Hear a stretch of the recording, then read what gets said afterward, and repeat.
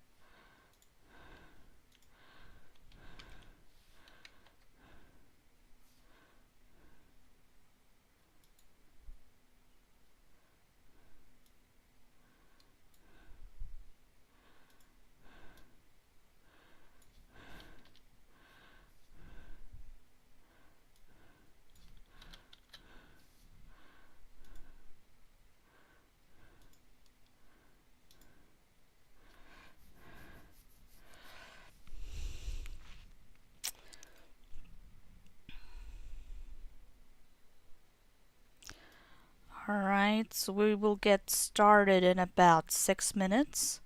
It's giving a couple more people the opportunity to log on and get situated.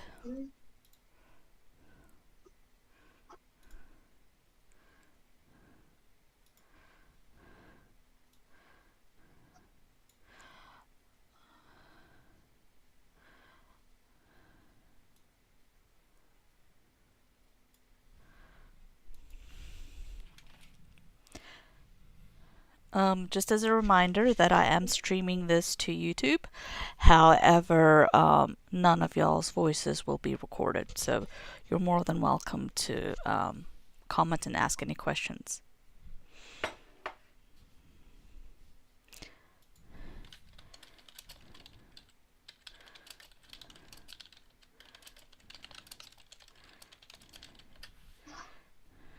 I'm on Gwyn's page, but I don't see best in slot.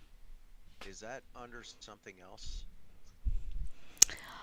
It would be a best in slot items LOTRO, that's a main category. Like Lord of the Rings is a main category, best in slot items is a main category. It's not the Okay, name. It's not the okay. name of a channel. That's why I wasn't seeing it. I was looking at all the white and ignoring the gray.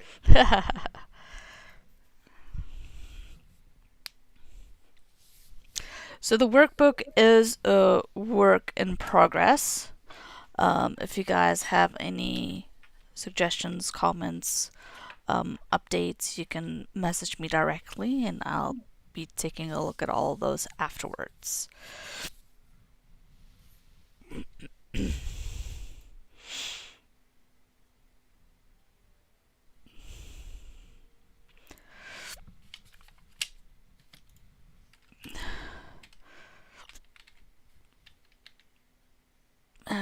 I think I've got everything set up the way I want it.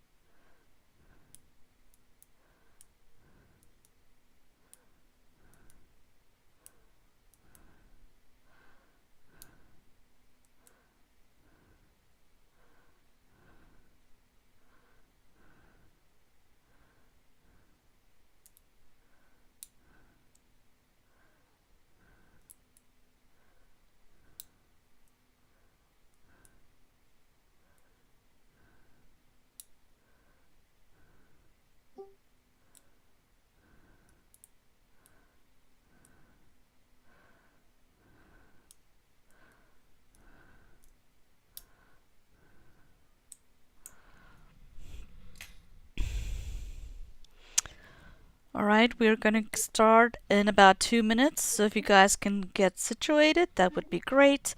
The link to the Hunter workbook you can find under World Chat in our Discord server. If you're in YouTube land, I posted the link in the chat window. It is pinned to the top, so be sure to click on that.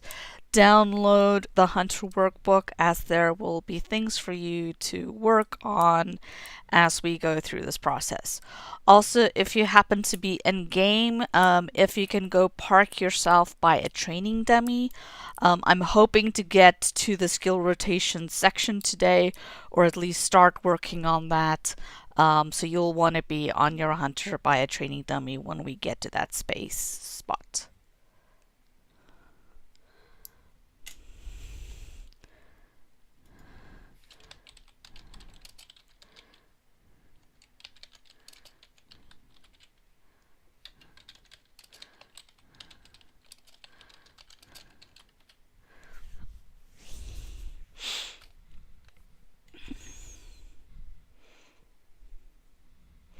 All right, it is now 4 o'clock. I'm gonna go ahead and get going here.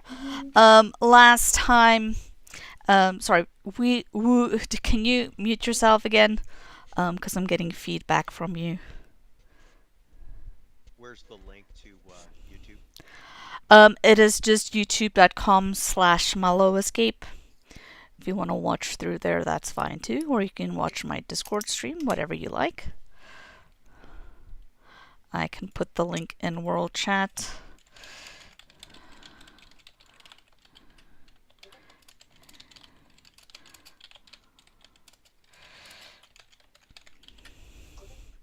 The Woo, I'm just gonna mute you because of the server feedback. All right, let's go ahead and now get started. I think all the housekeeping items I've already said, but I will repeat the most important, that if you want to get a copy of the workbook that I have here up on my screen, you can find it under World Chat and Brandywiped, or in YouTube you can find it at the top of the chat. And there will be things for you to fill out as we go through it. So if you want to print it out, that would be useful. Or you can just grab a notebook and jot things down as we go through it. The other thing is, once we get to the skill rotation section, it would be good for you to get to a training dummy in game so that you can follow along and practice things as we go through it. This will be a 2-hour session. We will probably be taking a 5-minute break around about 5 o'clock, and then we will be wrapping up at 6 o'clock. I will be picking up the discussion where we left off on last week. And if you want to watch that video playback later, I do have it on my YouTube channel under live. Okay. With that, I am going to jump right in. So today we're going to start the discussion with Hunter virtues. And there's two basic things that you need to know before we even start talking about it. Is that there are two types of virtues. There's defensive virtues and there's offensive virtues. Defensive virtues, they have there's two parts always. There's active, which you will see at the top here, and then you will see passive at the bottom. The active for defensive include things like your defensive stats, like mitigations, okay? And the passive is always going to be morale. Then offensive virtues, you're going to have active is going to increase stats like crit rating, finesse rating, masteries, and so forth. And then the passive is always going to be physical and tactical masteries. So you want to keep that in mind as you're looking at the trait, the virtue traits, right? The blue shield shows that it is defensive, and the red sword means it's offensive. And that's how you can quickly tell. Now, all of the virtues have what is called passive bonuses. And how passive bonuses work is that it is applied to you even if it is not slotted as your primary active virtues up here. So you can see here is charity. I do not have charity slotted up here, but charity gives me a passive bonus of 3022 morale. This is a great way for you to maximize out any morale and physical and tactical mastery on your character without having, to invest too much in order to get it there. And I highly recommend that if you're going to be doing T3 rating and so forth, that you need to work on getting all of your virtues maxed up so that you can get the most benefit from those passives. Now, I have heard that in a couple of weeks they will more than likely be increasing virtues again to 86, and I think probably what we're going to start seeing is they're going to start. The trend so far has been that they are gradually increasing this. I don't know if they have a cap in mind or not, but every time it increases, we got to go run them. The way where you can get those done is by running weeklies, running forges and lofts, getting your weekly hidden hoard done. I believe missions do it as well, but the mission weekly quest gives it to you as well. So you want to go do those until you are maxed out. You can see there's a couple still that I even need to work on this tune, but it's a work in progress, right? Now, the next thing comes, okay, well, what is the most effective virtues that you need to pick, right? And then all of that comes back down to what we did initially last Saturday, and that was doing the evaluation for your stats, right? Knowing exactly what your current levels are and whether you need to increase it or decrease it. And messing around with the virtues is a quick fix. It's not necessarily a long-term solution to get that. Now, there is a very nice tool that you can use, and it is, I forget the person that created this. I will have to put that reference in. But if you go to that link, you make a copy. There is this whole chart that can help you determine which virtues is which of your virtues, right, has the most effect, and it calculates it in terms of lively essences. All right, so say for me right now, I just want to maximize my physical mastery and crit rating. What this table says is that you need 3.19 lively essences in order to make up for what Zeal can give you in terms of crit rating and physical mastery. And so if you look at this, then what it suggests is that I should have confidence, determination, valor, wit, and zeal. Okay? But at the same time, though, so you can see I have those slotted except for wit. I opted to go with loyalty because me personally, I wanted to get my morale over 900k. So loyalty gives me a buttload of vitality, 12k vitality, that yes, I can get it somewhere else and I eventually will do that, but right now I don't have that luxury. So I have that slotted. Some people also will use fidelity. I have used fidelity in the past. It also gives you a lot of tactical and physical mitigation if those are the numbers that you need to bump up. Okay, so it really depends on where you are along the stage of your personal build as to what you're going to select here.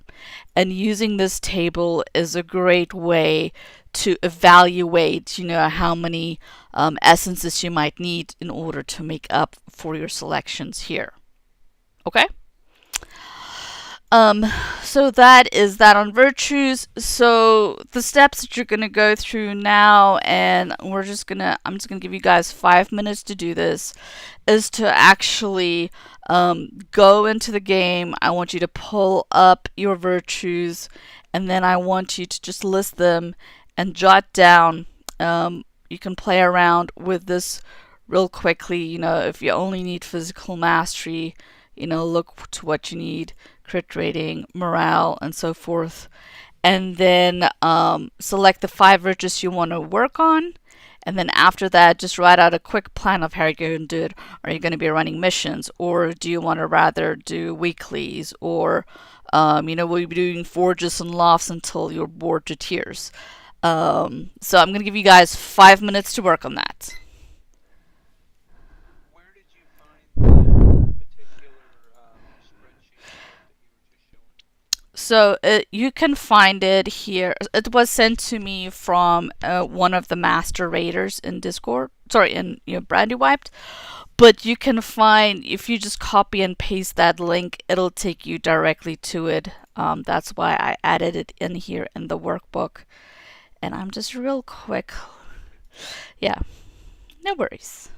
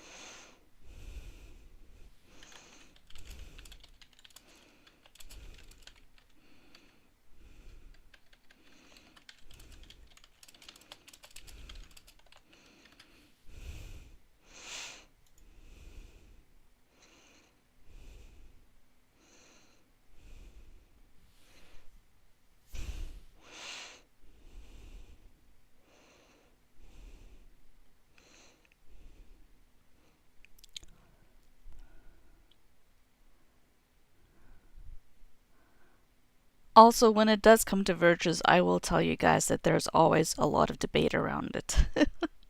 So, um, but that's why I think this calculator is good, because it can show you exactly what your numbers, how to optimize your build for your current situation, right? It might not be your ideal final end game build. Might highlight those checkboxes across the top of that spreadsheet you were just on. Oh, yeah. Like you've got crit rating and mastery checked right now. Mm-hmm. For example, you might also add finesse. That would say all three of those are valuable. Then you Exactly. start adding in mitigations. So yeah, don't just look at the default view and say, oh, that's the end of it. Yeah. So, like, yeah, you're right. So we had identified right initially that the stats that we want to look at have for hunters is physical, crit, finesse, physical mit, and tactical mit. So if I selected all of those, right, then these 5 pop up: compassion, confidence, valor, wit, and zeal. Or maybe you want to throw in morale there, right? Now it shifts things again. So that's the nice thing about the virtues. If you have them maxed out, then depending on the situation, you can change things. This diagram, it also proves that depending on what you're optimizing for on your virtues, you're gonna have different virtues to pick from. And if anybody does need help, fine-tuning their own build and brand you up, I highly encourage that you sign up for coaching, and our coaches can more than help you through with that.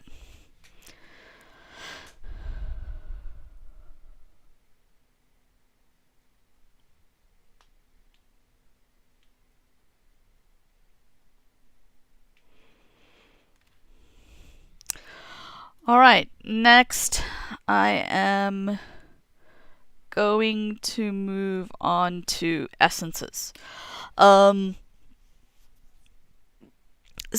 with the essences, I like to leave working with essences until the very end because they're easy to replace and adjust. They give you the greatest control because they give you focus on a targeted stat. They are great for rapidly fine-tuning your stats, and they won't take weeks to farm like some virtues will. There are 4 different types, right? There's humble, flickering, delvers, and lively, and they go up in the amount of raw stat that they give you, with lively being the best. Right now, farming livelies are actually relatively easier than it was with before the shadow. Right now, lively essences tend to drop a lot from your Doom T3, and you can run that as 6-mans, which is more than doable for most of you in order to farm those lively essences. So the next thing is, with Before the Shadow, they have now also released specific class essences. These are the specific ones for the hunter. There is the Cordolan Essence of Blood, which gives you plus 25% blood arrow damage. It gives you initial heal. Then there's the Cordolan Essence of Reactive Blades. There is the Essence of the True, which is the 5% Heartseeker one. Then there's the Keen Darts, which gives you a critical hit. There's a 10% chance you will gain a plus 5% critical chance for 15 seconds. I have personally not done much testing on these as of yet. I have heard mixed reviews from them. If anybody here has done any experimentation, please let me know. More than likely, what I'm going to be doing is I like the crit hit and crit chance one, so this is more than likely what I'm going to be getting. The 5% Heartseeker, I don't know, it's just on one skill and it is so low. Yeah, so those are my thoughts on that topic. Anybody have anything to add? Just a quick little comment. Heartseeker is by far your #1 damage. Mm-hmm. Like if you do a dummy parse and Mm-hmm. sort by which ability Mm-hmm. damage, Heartseeker is by far the #1. Mm-hmm. So it's kind of RNG based, but you have a really big potential gain there from that one. You do, but I mean, I would have to go test it on the dummy, right, to really see what the effect in my damage is. Whether this 5% bonus gives me more than this 10% chance. I agree. I really have All no right. I haven't idea. I haven't done those experiments. I haven't run the contents enough to have access to those yet. But once I do, I will probably run an experiment trying to see which one of these affects my DPS the most. And like with everything, experimentation and research is kind of like what we have to do when new content is released. But I did want to bring this to y'all's awareness that these are now a thing, and you can only slot them in the Sarkvorn necklaces or the Doom cloaks, is where they go. There's a specific slot for them. So, yeah. Next, in terms of your essences, so what I like to do is, I'm going to give you 5 minutes again. Might not be enough, but you can at least get started on this, is to complete the form below. And you want to start by looking at each of your pieces to see what essences you have slotted already and what their quality is. I have a shorthand for that I am more than happy to share with y'all. So like here is what mine looks like, right? So I have lively fizz mastery, lively finesse, lively wits. So I use this semi shorthand to keep track of that, and then once I get the livelies, I mark them off as done. That doesn't mean that they won't get swapped out, but it does mean that, they're the maximum tap that you can get. Then next you want to see if there's any quick fixes that if you swap them out will improve the stats that you need that we did on day 1 of training. Those are quick and easy fixes that you can do. And then you will probably be using this table a lot as you progress through gearing up, so that you can continuously adjust the balance of your stats as you go up. Now, I do have this form that you see, that you see here, an electronic version. If you would much rather use an electronic version over pen and paper, you can simply go to this link and download that free tool as well.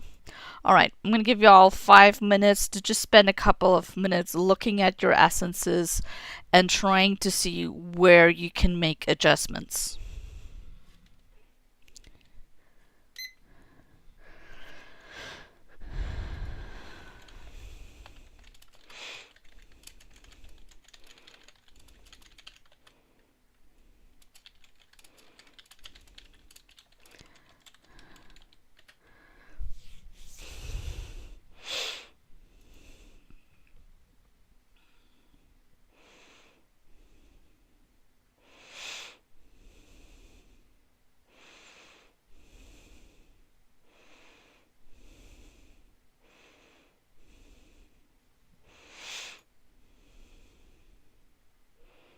I do have a quick question going back to something you were saying earlier.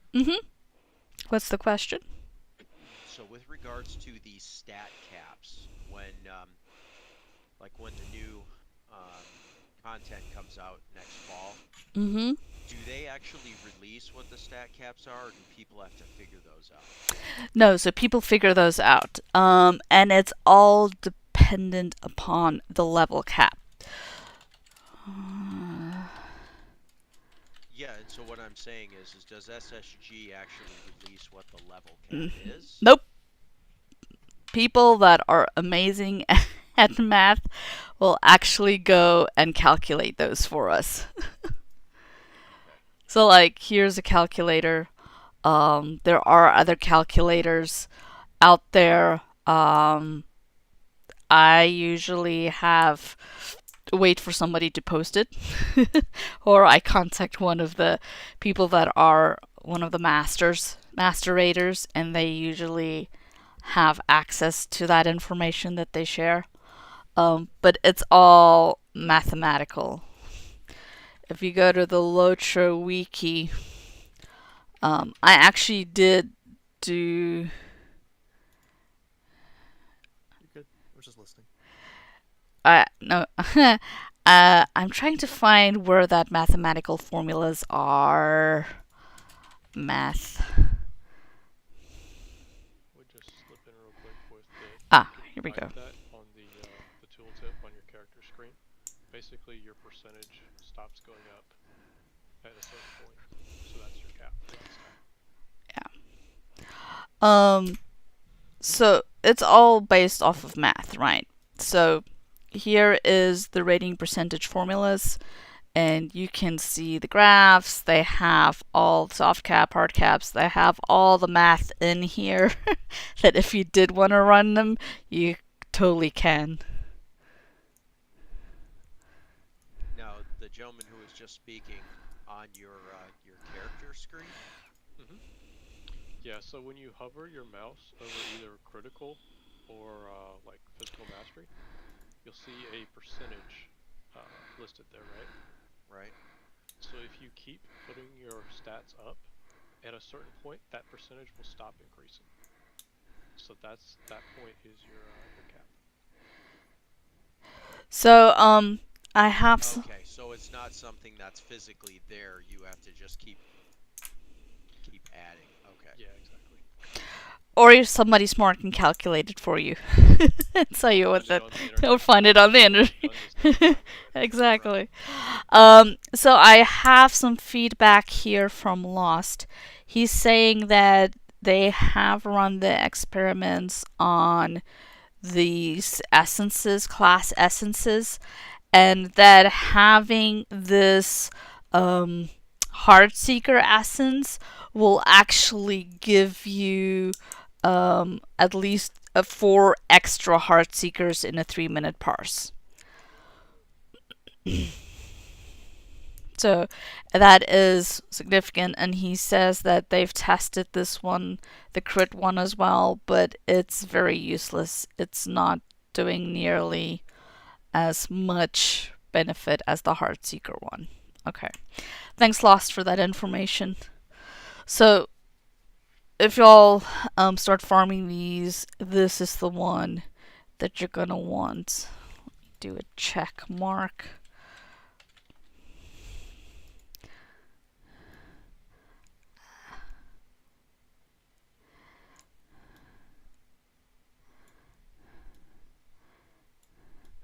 So this is the one that y'all want.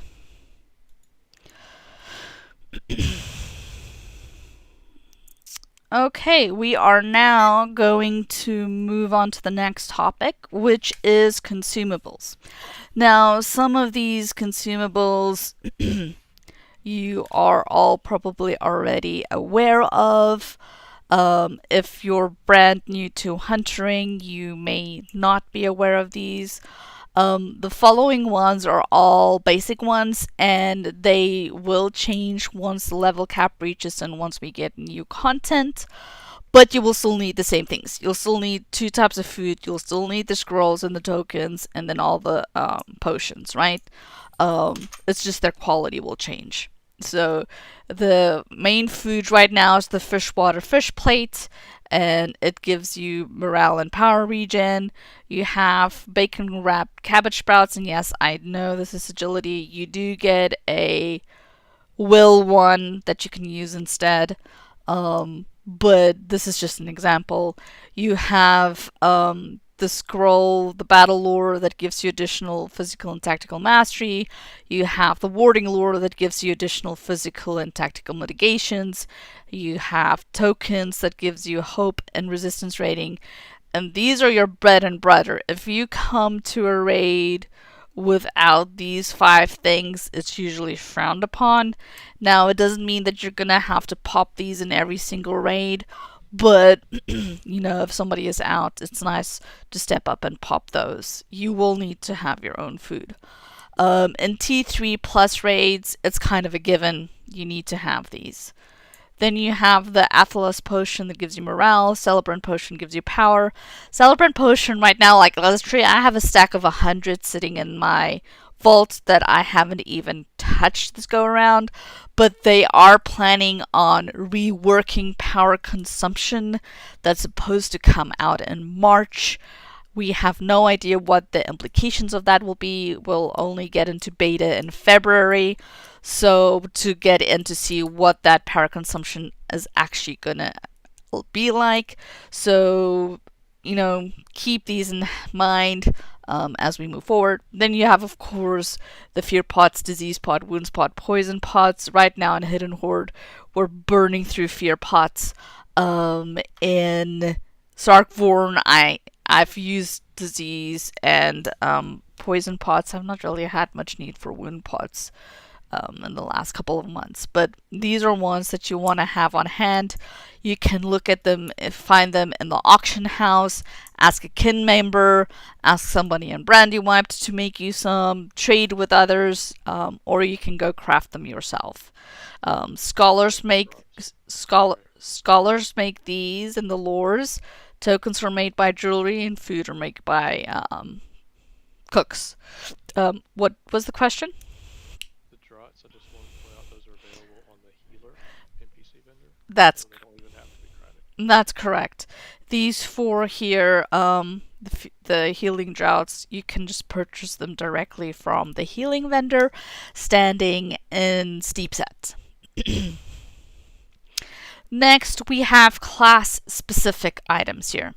You've got fire oil, light oil, the breach finder, and the focus potions. Now, fire oil is very useful if you have a lore master with you that is doing benediction of the raven on the targets. That will mean that your fire oil is doing a lot of damage, and that's really helping you out. If you have a minstrel that is doing light skills and you don't have an LM, then you will be using light oils instead of fire oils, okay?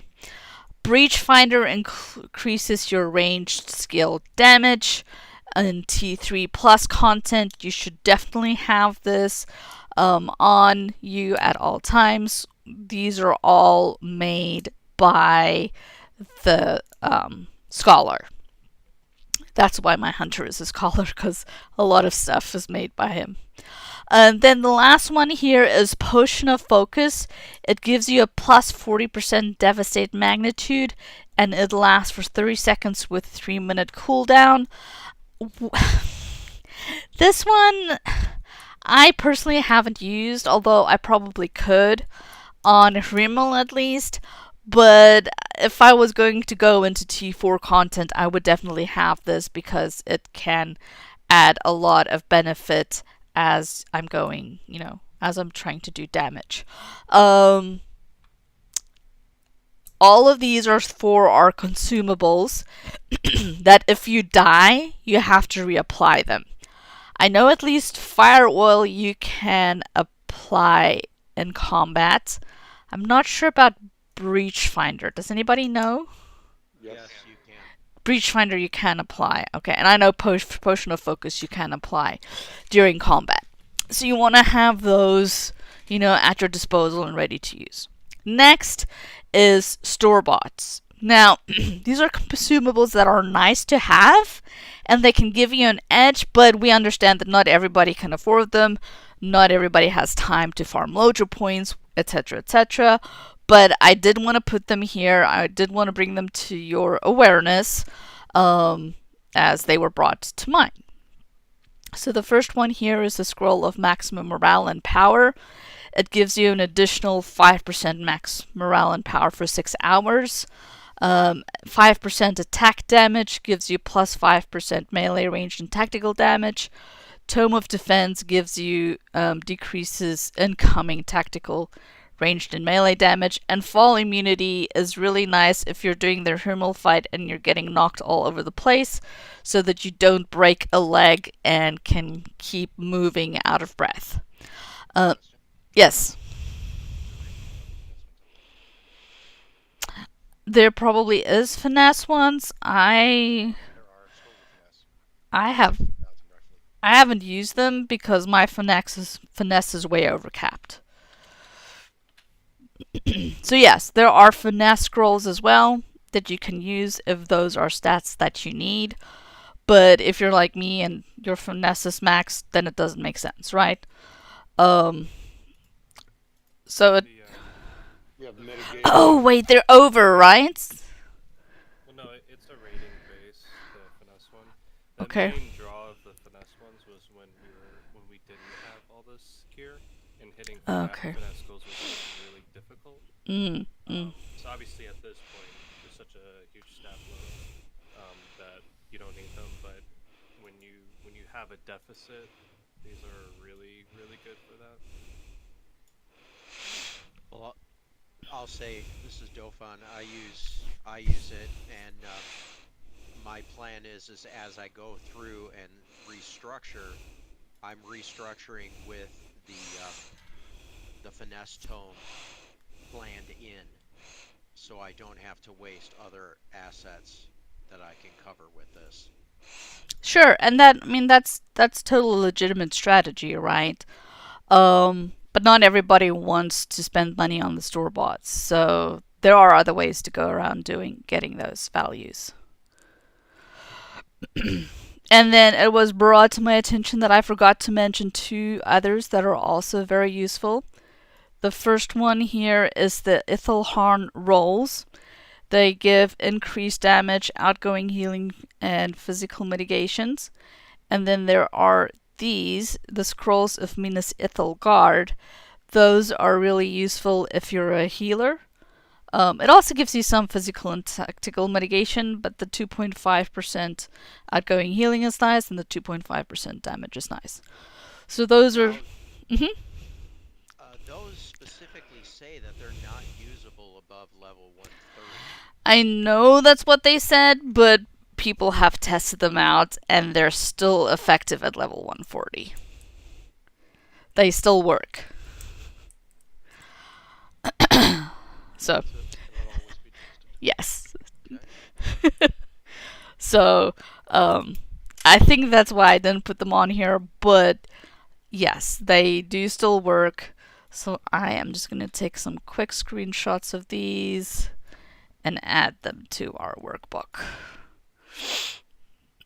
Give me 1 second here. Dale, you might remember be able to tell me. What were those recipes again? There we So go. Ethelharn food and the Minas Guard scrolls. it's from the guild crafting. One's the cook's guild, and the other is the scholar's guild. Okay. Yeah. So, just for They those. require Ithelharn shards, so running the old like Minas Morgul weeklies and such still have a benefit. Yeah. Ithilgal lad, not the shards, but the salt and the parchment. So, the folks in YouTube yeah. land, we're saying that the Ithelharn rolls comes from the cook, oh, what's it called? Cook recipes, the cook guild recipes, and these come from the scholar guild recipes. So you do still need special components that you can farm from the Minas Morgul weekly instances to get those crafting components. All right, so all of those will add to benefit you when, especially if you're trying to go into Hidden Horde T3 Boss 3. Having all of those at your disposal, every little bit counts, every little bit helps. Then next, the other thing that I did was I use destiny points and perks. Those you can find under your wallet perks, okay? And destiny points are earned as you level tunes up. In my opinion, the only two that are really worth anything is veteran determination, which gives you tactical mitigation, and veteran fortitude that gives you physical mitigation. The other values are so small that I just don't think they're worth running or using at all.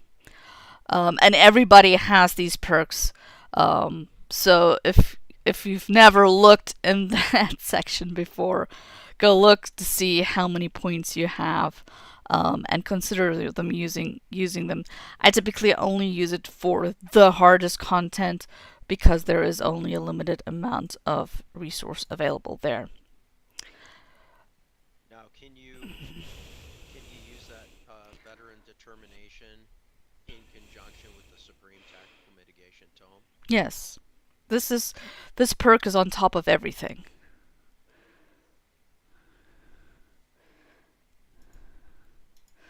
All right, next,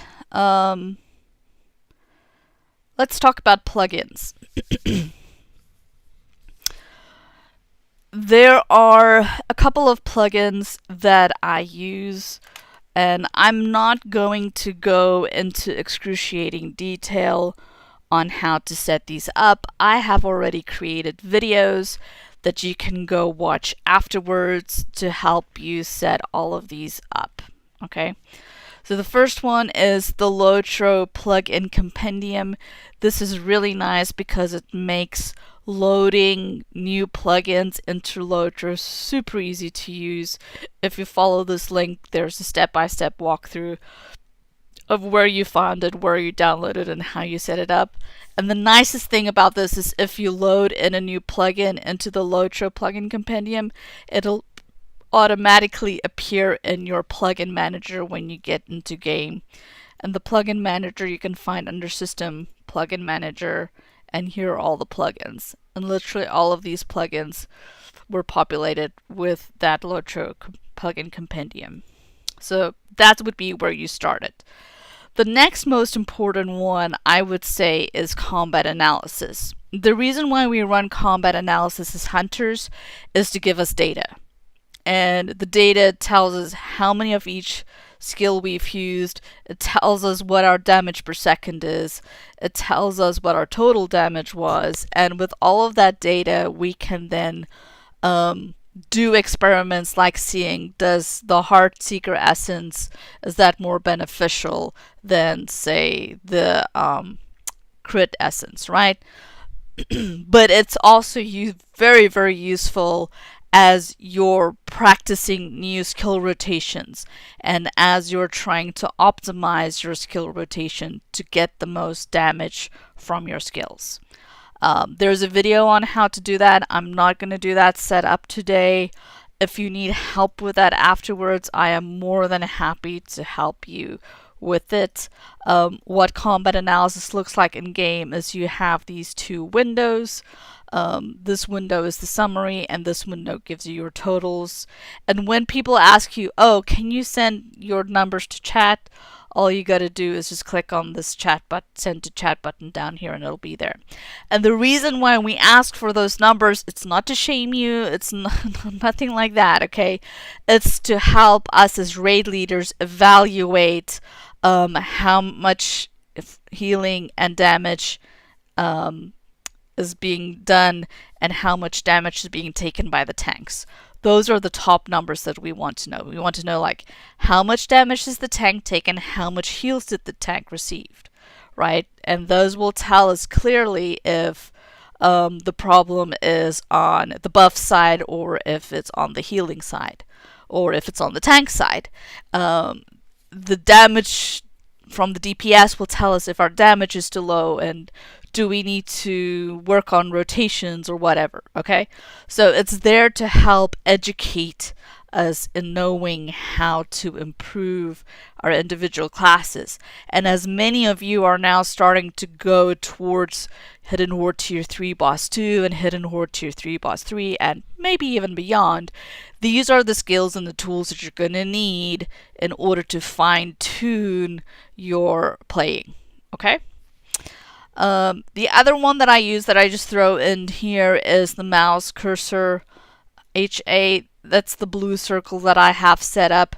The reason I have that is because my screen can get very busy and I want to easily know where my mouse pointer is.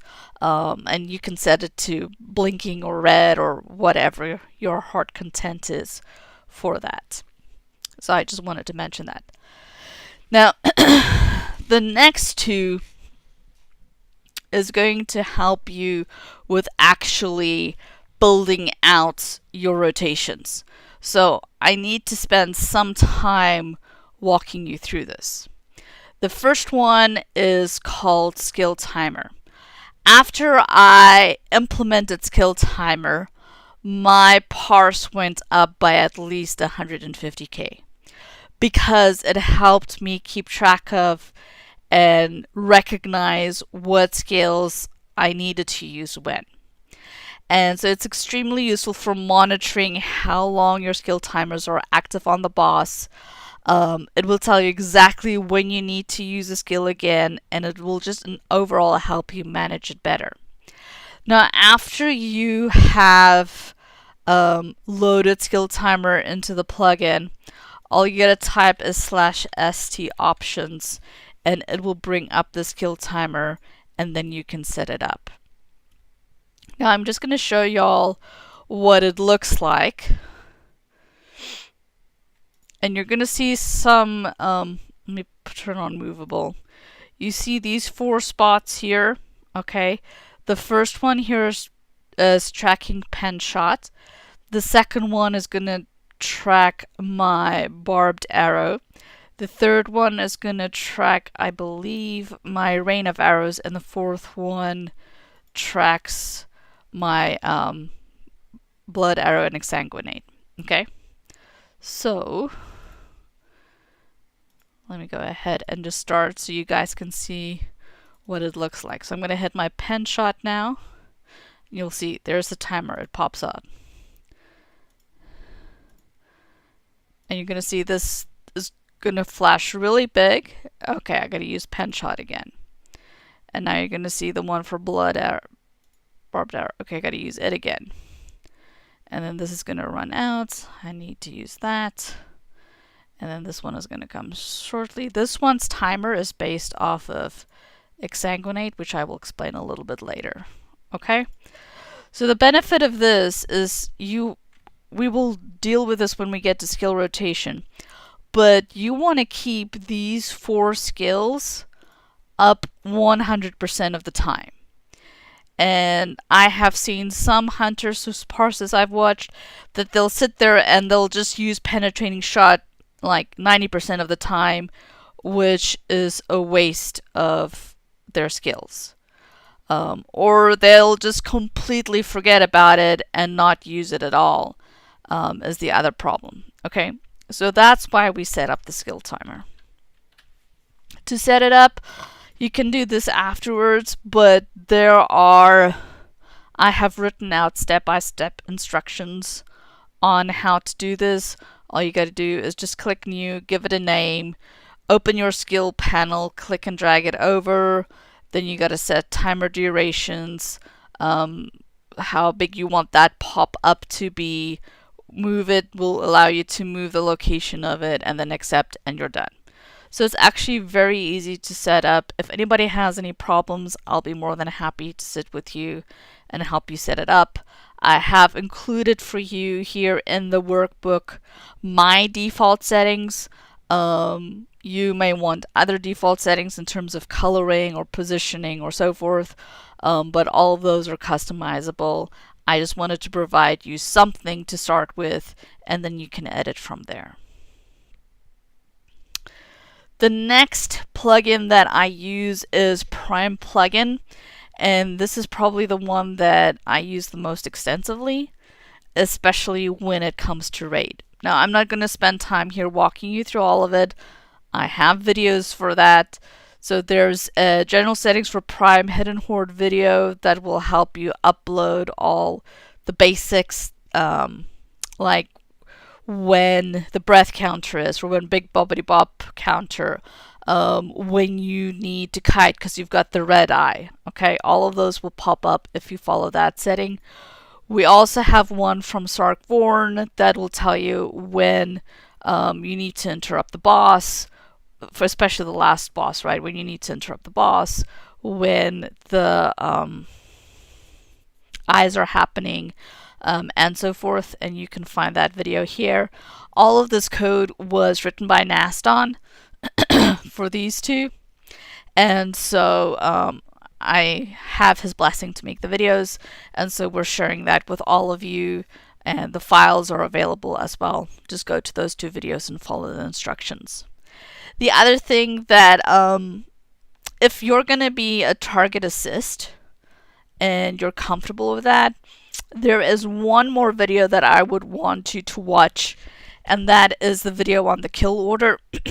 And it'll actually pop up for you which ads are still alive. This becomes extremely useful in T3 Boss 2 and T3 Boss 3 of Hidden Horde, because you won't have to wonder, well, did I get all the BAs? No, you'll just have to look at your counter and see if you got them or not. So it's extremely powerful in providing you that information, especially in Criminal, because the arena is so big. You know, and there's a lot of chaos going on at the initial pull, initial ad waves. So by having these counters, you can clearly set that up, and you can clearly see what you are still left to kill. Put it in the actual order in which you need to kill them also? Yeah, you can. The video will walk you through how to even change the order. So some groups, right, do things a little bit differently, like they might do seers before keepers, or they might do hunters before keepers, or they might do keepers first, right? I've been in so many groups, and everybody has their own little way of doing it that they're used to doing it as. And so the video will walk you through like how to even change that. It's very easy. I mean, I can show you right now. All I gotta do is just going to my Prime options and go here to, I hate doing these things on the run.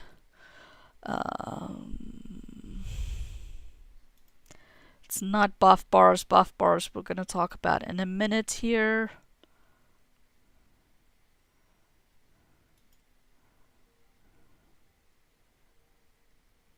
It's, did they change it?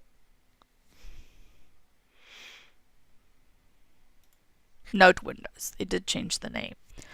So here I have, these are all my notes for Hidden Horde 2.3. And these are all, this is code, okay?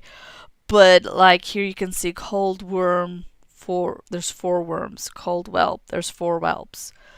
And so you can simply just highlight that and then, you know, Control X to delete, Control V to paste it in the order that you want.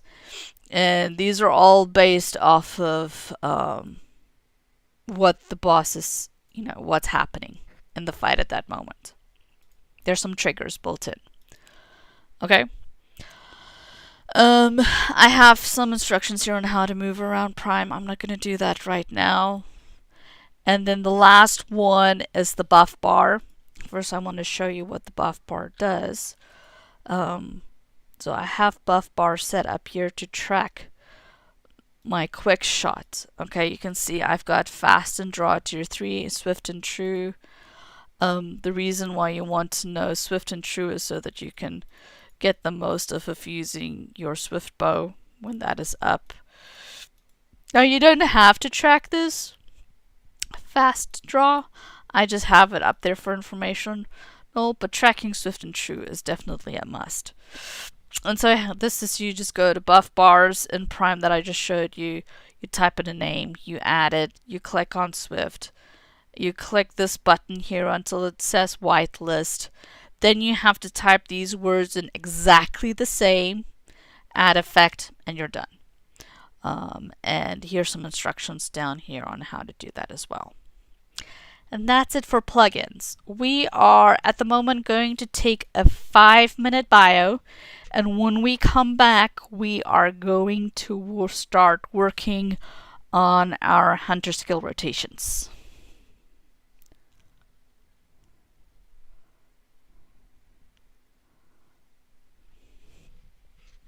I'm going to take a quick bio. I will be right back.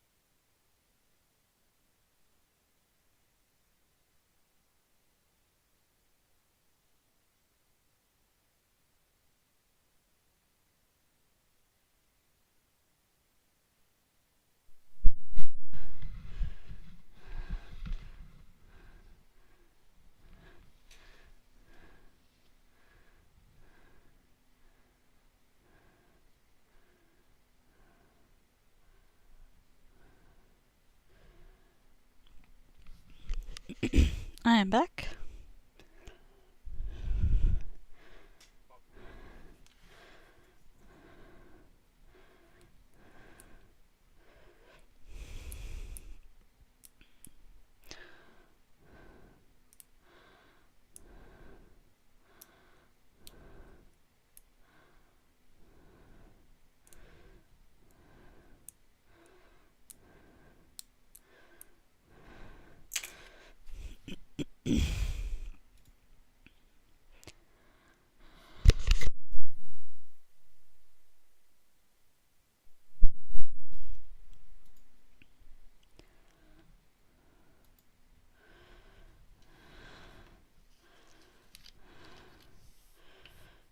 Alright, so if you guys have time now to get to practice deep target dummy, now would be a good time to do so.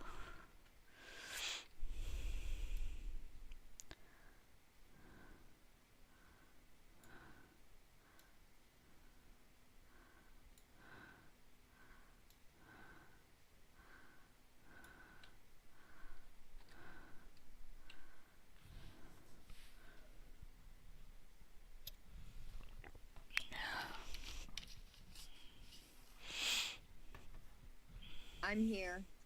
I'm watching. Hey Rain, how's it going? All right, sweetheart. How are you? I apologize. I'm late.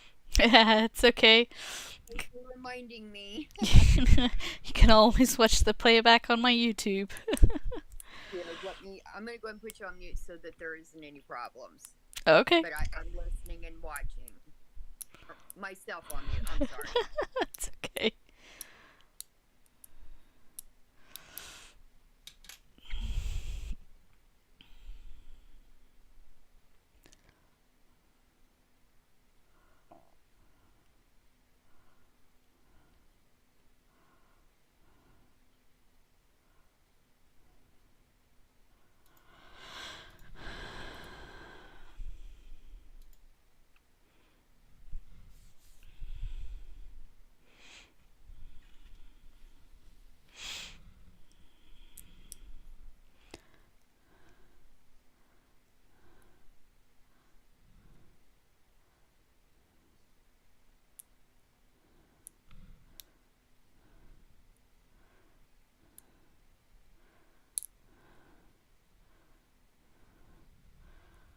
Alright, let's go ahead and get ready to get started again.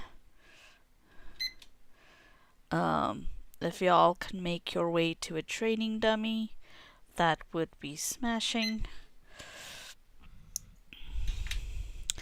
No pun intended. Gonna go smash up a training dummy here shortly. Okay, so we are going to look at some details in terms of skill rotations and how to optimize your skill rotation, okay? And if your offensive stats are all maxed out and you're still parsing less than 300k DPS, it's time for you to start working on your rotation.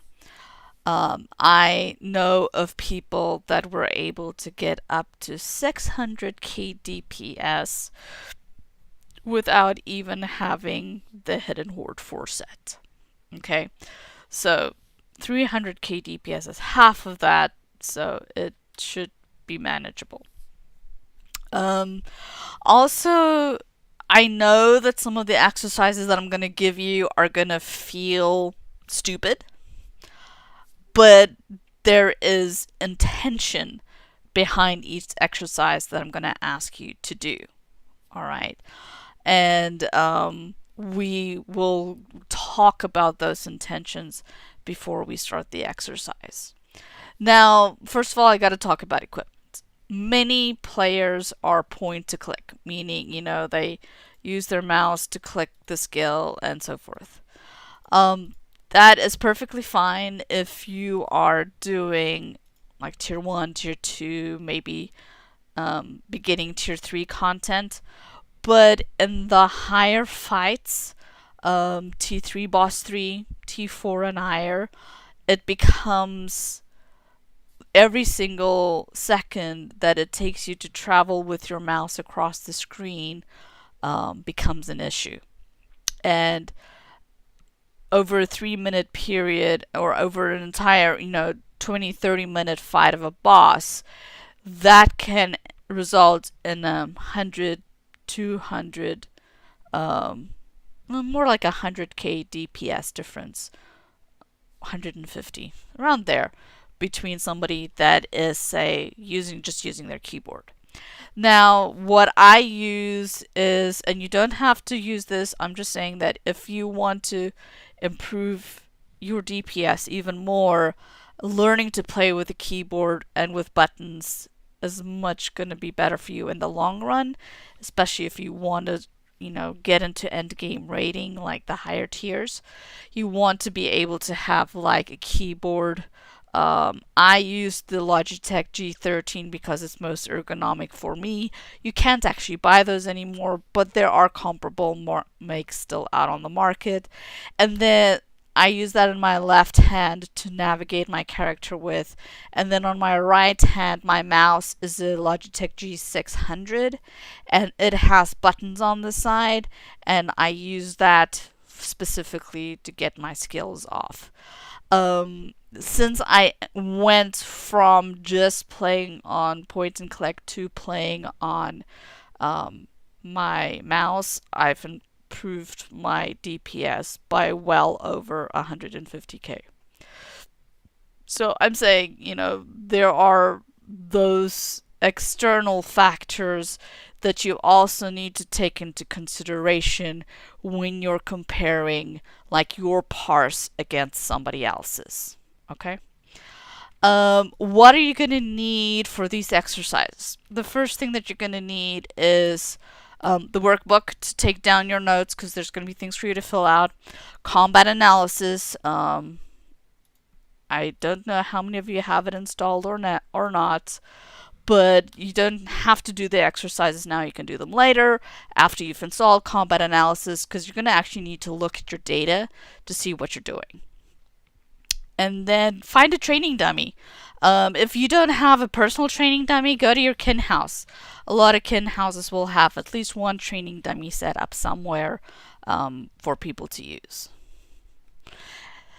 How this rest of the workbook is set up is that I first give you a brief description of what skills we're going to look at, the sequence we're going to look at, and then I actually have some exercises for you to do. Alright? So, let's just dive right in. The first thing is the opening sequence. This is what you should be doing pre-fight and just as the fight has started. So as a hunter, you want to open really strong and do as much damage as you can right off the bat. The reason is if you have a cappy tank for you especially, they're going to be copying your threat onto them in order to then establish enough aggro in order to keep those mobs locked down. So you want to open strong. Right now, most hunters that I personally know, they are running precision stance. Now, with precision stance, that gives you plus 20% bow crit multiplier. It gives you a focus every 5 seconds, and it gives you a lot of additional finesse that you need. Okay, so run precision. Well, one point. Mhm. The finesse is only for the 10 seconds, so that's when Mhm. when you first click on Mhm. precision stance, then you get for 10 seconds that finesse bonus. And I was gonna talk about timing here in a second. Okay. It's totally fine. So yes, you only have that for 10 seconds, and you only have sorry, let me go back to it.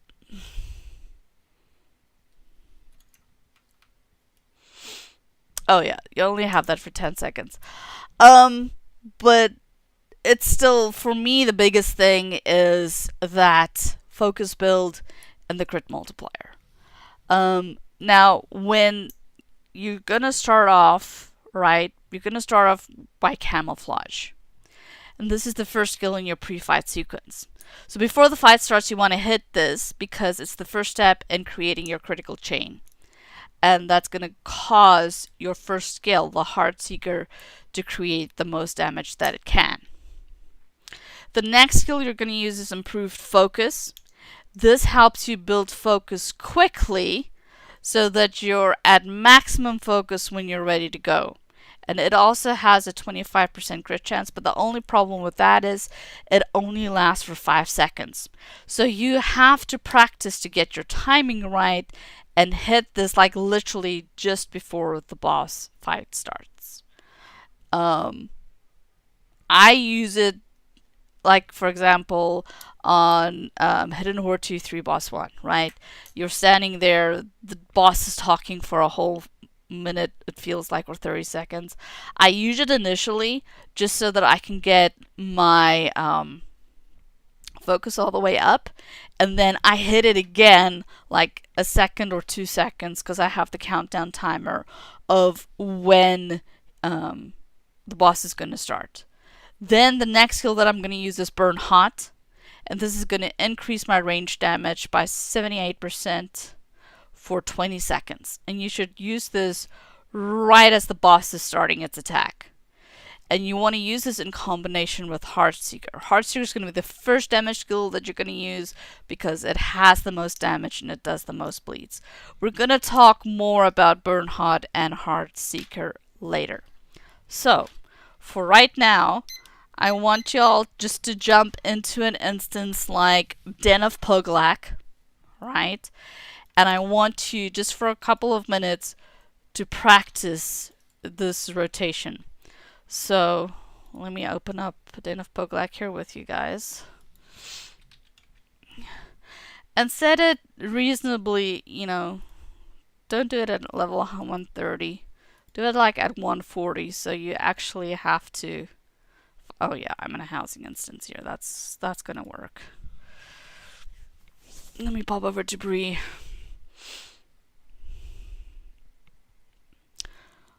If you're in a housing instance and you don't want to leave right now, you don't have to. You can just watch what I'm doing. Oh, that's pretty slick. Alright, so opening sequence. I'm going to select my target. I'm going to use camouflage. Then I'm going to use my focus, burn hot right after that. And then I'm going to, and of course I'm hidden there, Heartseeker. I'll do it better next time. I just need to be in line of sight. Okay, so I'm in line of sight of that one over there. Once again. Now, of course, burn hot has a cooldown, right? Of 1.5 minutes.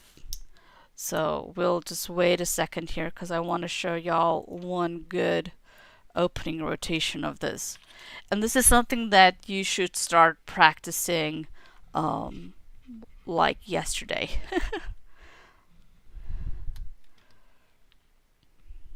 Risk of stating the obvious, but do want to point out that camouflage and focus require out of combat. Yes, that is very true. You cannot use camouflage and focus, improved focus, when you're in combat. You have to be out of combat. That's correct. And one other point is to get the improved focus bonus, it's not necessary for you to click on it. If the boss initiates the fight, it will end, and then you immediately hit burn hot and go through your rotation. Yeah. So it's just when it's canceled, either by the boss or by you clicking. So that's kind of like, where you got to get used to timing. It's kind of hard for me to practice that specific thing because I'm solo right now. But if I had a tank, for example, with me, or if you were watching the timer on a boss, you could time it to where you hit improved focus just before he becomes active. So camouflage, improved focus, burn hot, Heartseeker, mob is dead. Okay, one shot it. And watch here. Do you see what my DPS was? 3.152 million. And that's from setting up that crit chain. Was that your actual damage number? Mm-hmm. Not per second, but did you actually do 3 million damage? No.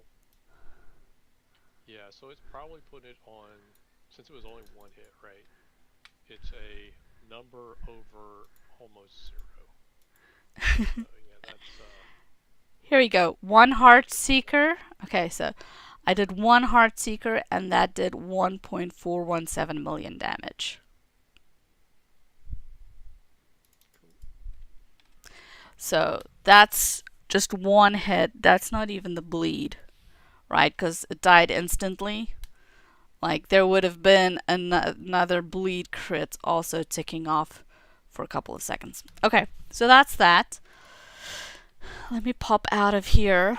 So practice that sequence. The only reason why I have Burn Hot here on the left side of my screen is because it's part of another chain sequence for me. And I have these two over here because they're out, so that they're out of the way, because I can obviously only use them at the beginning of the fight. Alright, going back to the training dummy. We love the training dummy. We. This one hits? I don't know. Not all training dummies are created equal, you know. I know. I just always use the same training dummy so I don't have to worry about that. Wise woman. One I think isn't. It's goofy, right? Yeah. I just use my kin training dummy and that's good. Galtrif parses don't count. Yeah, Galtrif parses don't count. They're whacked. Alright, so back at the training dummy here. So the next thing we're gonna do, so that's exercise 1. That's something that you can start doing today and you will already see a lot of improvement. The next skill I want to talk about is quick shot. Now quick shot is going to tier up your fast draw and it's going to go from tier 1 to tier 3. At tier 1 it reduces your bow inductions by 10%, then 20%, and at tier 3 it reduces it by 30%. And fast draw lasts for 6 seconds, and if you set this up like Prime and buff bars that I have the walkthrough for you earlier, it will tell you what tier you're on. And you want to use quick shot as often as possible to help build focus, and you can practice this on the training dummy to get a sense of what those 6 seconds are. So in this exercise, you're going to only use quick shot, and the reason for that is because I want you to start getting a feel for what those 6 seconds cooldown feels like. Okay? And so I also want to stress that this is something that you just need to practice and get used to and comfortable with. Monitoring fast draw is not something that you're going to be actively doing in a raid. Okay? The reason I have it on the buff bar is so that when I'm parsing, I can practice. Make sense? So I'm going to start up a dummy here.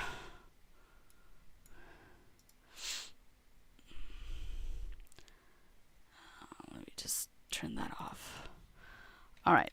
Here we go. Only going to use quick shot.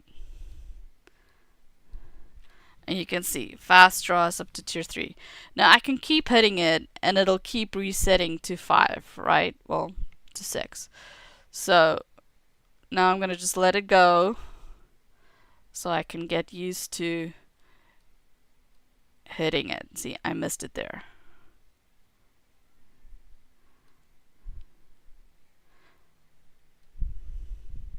So you want to hit it by at least before 1, between 2 and 1, because it does take a second for the skill to actually go off, right?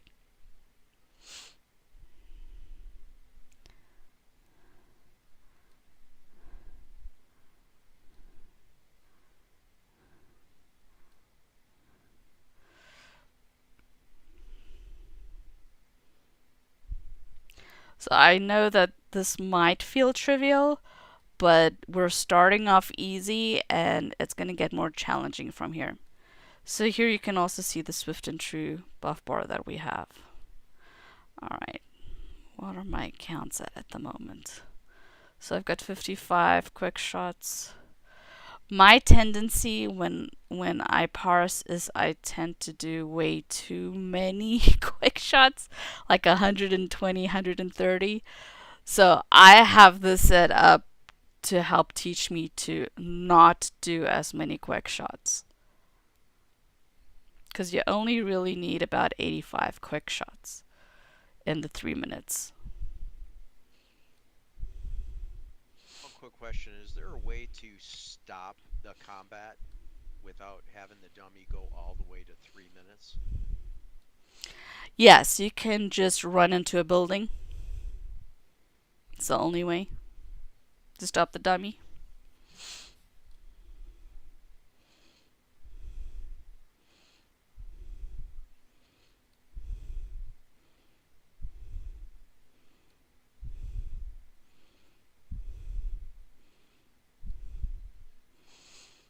Now, the other reason why you may hit quick shot more is if you want to crit for swift and true.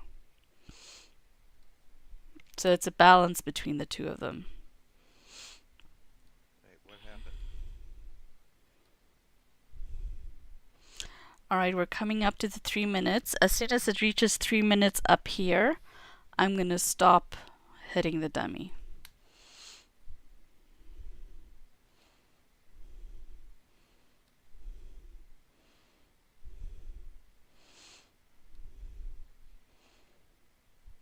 Okay, and I'm just going to turn around and run away. Alright, so let's see. Over the last 3 minutes, I have done 79.5k damage just with quick shot. If you look here, you'll see I have improved quick shot 140 and I have a ranged attack 204. A ranged attack is just auto attack, okay?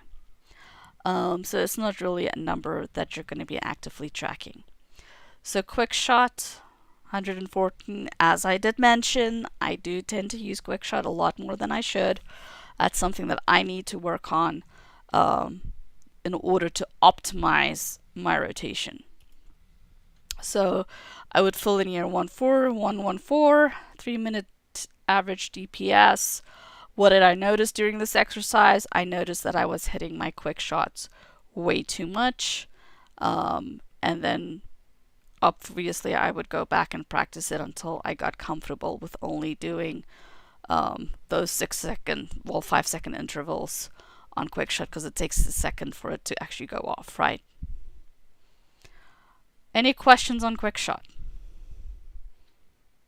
Yeah, question. So it seems like you kind of got a goal in mind here. This 85 quick shots, which I guess is that's keeping your swift and true at maximum tier with the least number of actual quick shots, right? So And it's just for this exercise. I know quick shot has other things. We're going to get to that in a minute. I guess then the next question is, does that still hold true with, just real parsing? Not the exercise, but I'm trying to maximize my overall DPS. So all the numbers that I have here as goals, these are all numbers from one of the best hunters that I know, Gooselings. You can find that up here. This is his parse up here, and he's getting over 500k with these numbers, and that's only doing quick shot 85 times. Okay. Thanks. That helps a bit. So trying to take the next step beyond that, what I'm trying to get to is like a maybe not a flow chart, but flow logic to say if X, whatever the condition is, do quick shot, otherwise do other thing, right? So is there anything that takes high enough priority to say, okay, I don't have my quick shot where I want it, but is that thing high enough priority, like not mechanic, but just pure damage reasons, let's say Heartseeker. Exactly. If that's off, do you Mhm. do Heartseeker or do you Quick Shot? If my focus is full, I do Heartseeker. Okay. So it's And then you go to the next skill and say, would you do it for that skill, et cetera, et cetera. Yes. Can I chime in for a second? Yeah, go ahead. Great question. So as far as I know, it's less about like the focus amount and more about like, hey, is your upshot cooldown back? Is your Heartseeker cooldown back? Like it's both things should be considered. Like where is your focus at, as well as where are your upshot and Heartseeker cooldowns, because quick shot is so fast when it crits it can shave off seconds from the cooldown, and that's how you get the high number of upshots. And I'm great you guys are bringing that up, but that's the next slide. Okay. Sorry. So just sit tight, hang in with me. I promise we'll get to those as well. This exercise here is just purely to get a feel for quick shot and that timing. Okay, we're gonna start building on this building block from here on out, because quick shot is kind of one of the core skills. So the next skill we're gonna look at is Heartseeker. All right, Heartseeker is your biggest damage skill, and you can get up to 600k range damage from it, but it also has a bleed. And it does around 79k damage every 2 seconds or 20 seconds, which is another 790k damage on top of the 600. That's why when I was doing that one Heartseeker, I mean, like, you can see, right, how you can easily get to 1.4 million damage. So you also always want to make sure that your Heartseeker, you're using it when your focus is full to get the optimal results. And we're going to have a couple of exercises with that because there's a couple of points that I need to make. So the first exercise we're going to do, the only thing we're going to do is use Heartseeker. And the reason for that is because I'm going to compare that against what we're going to do next, okay? So we're going to go over to the training dummy. And we're only going to use... You're saying Heartseeker does require focus? Mm-hmm. It doesn't use focus.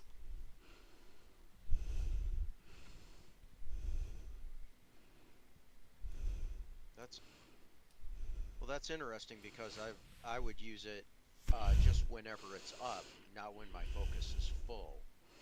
Yeah, I mean, so it's one of those things. I use it off of cooldown as well, but I try to, at least when I am starting off my rotation, make sure that my focus is full.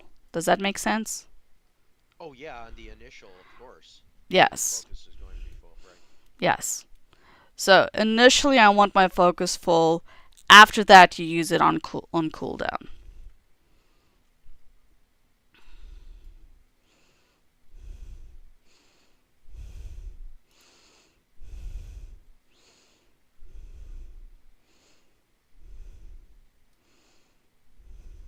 Okay.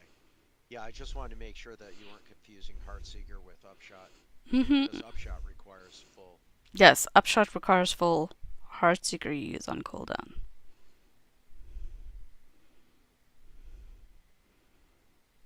Sorry if I wasn't clear about that.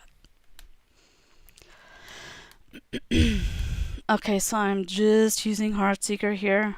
And I know it's easy enough to watch me do all these things, but I do highly recommend that you guys go run these experiments for yourself so you can get a feel for it, okay?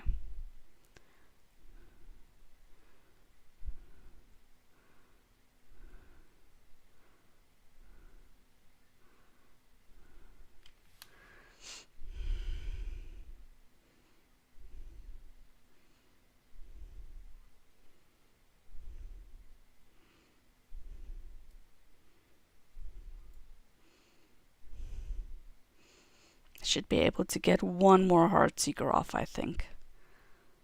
Maybe squeeze in another one? I don't know. Let's see the timer cooldown. 40 seconds. We'll be able to get one more off.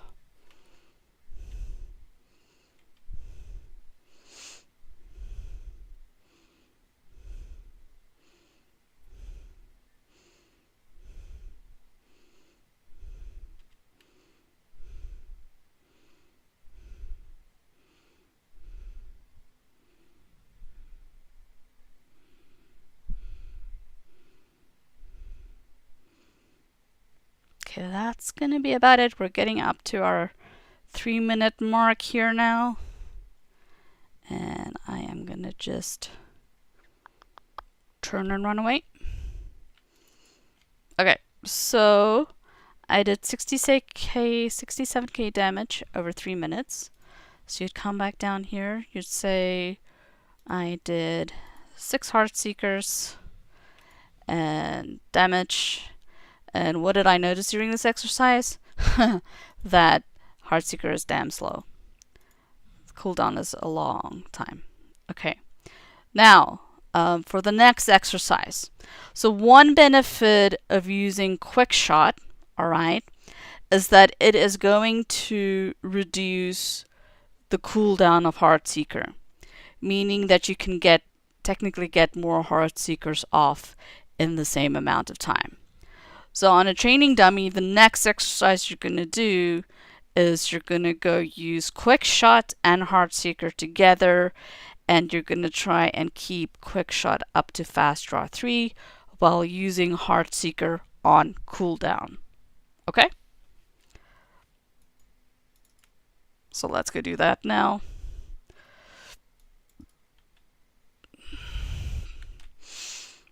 Oh, and the goal here is to get at least 8 Heartseekers.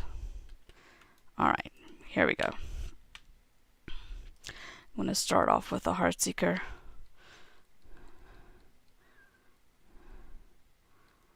And since I don't have any other skills, see, I'm just using Quick Shot. You can see how there is ample enough time to do other skills, but you can see every time you use Quick Shot, right, the cooldown for Heartseeker reduces. If you watch down here at the bottom in the Control 2 spot, you can see how that black box jumps.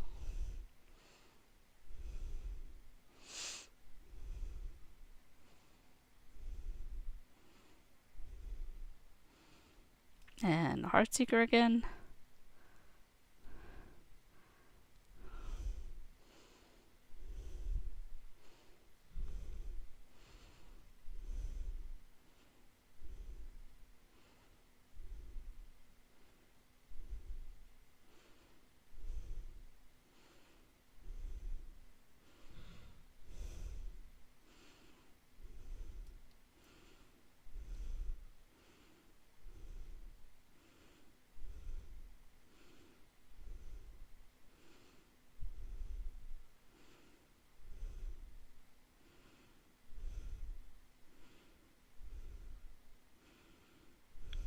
Basically just spamming Quick Shot here. Yep, just spamming Quick Shot here. So not really going for the 85 this time. 80? No, I'm just spamming it. All I'm doing is I'm trying to make a point here. Right, trying to see how many Heartseekers I can squeeze in by just doing those 2 skills. Gotcha. Like the maximum possible number of Heartseekers. Exactly. Well, without the special essence. Yes, without the special essence. Because the special essence would give you additional 4. That's what I learned today. That's what I learned today.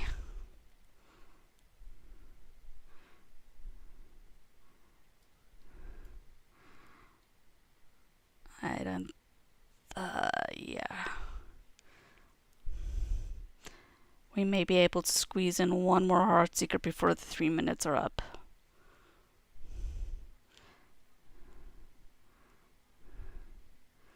It's gonna be tight.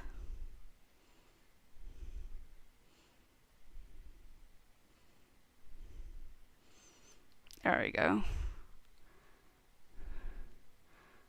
And 3 minutes are coming up.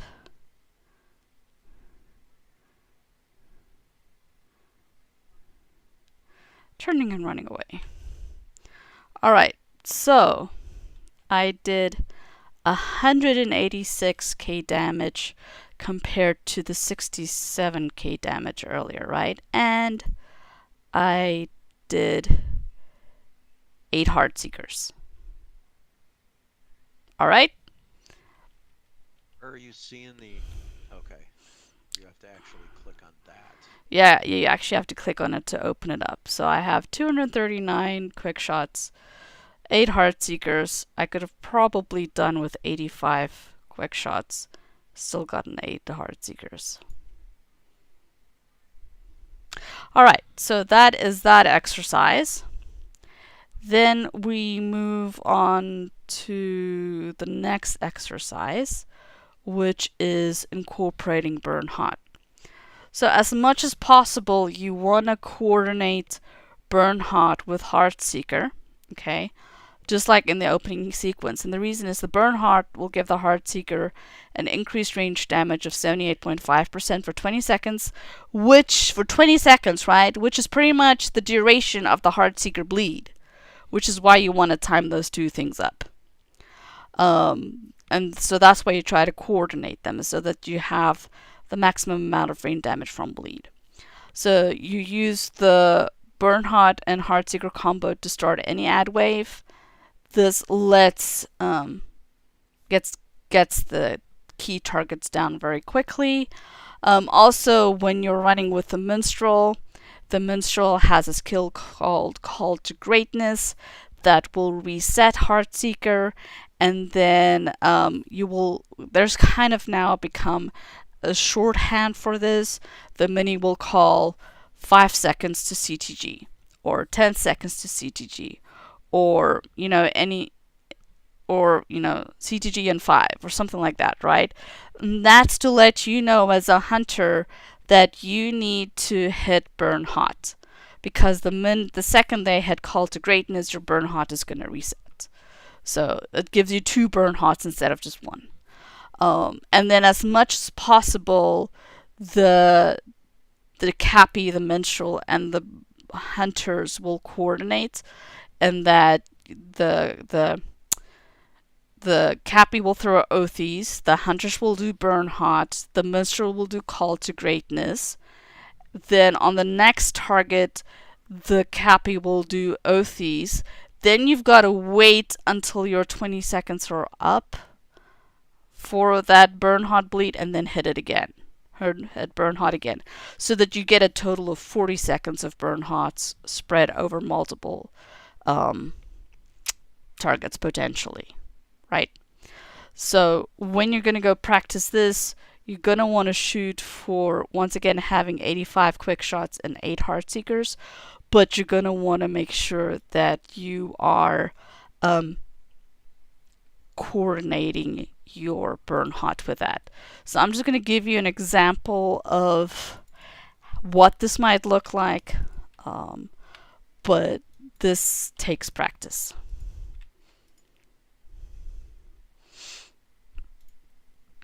Alright, so this time I'm going to open up as if I am starting a regular fight. So focus, burn hot, Heartseeker, quick shot.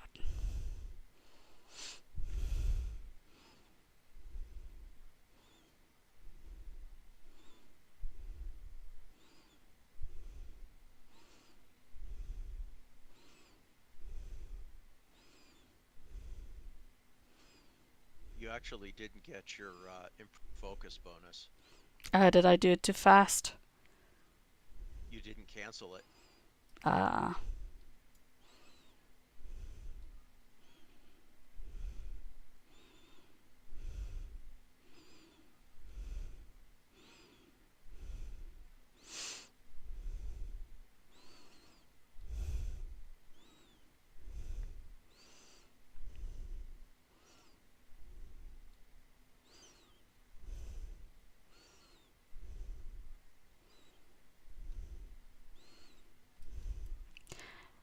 Heartseeker.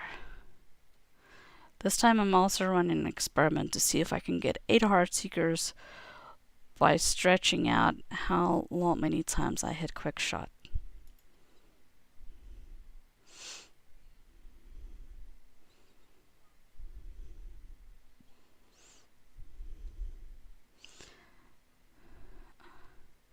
Alright, I'm going to speed up a little bit here because I want to coordinate Burn Hot, Heartseeker, And then quick shot again. We're about halfway through. We're at 4 heart seekers, so we're on schedule to make that 8.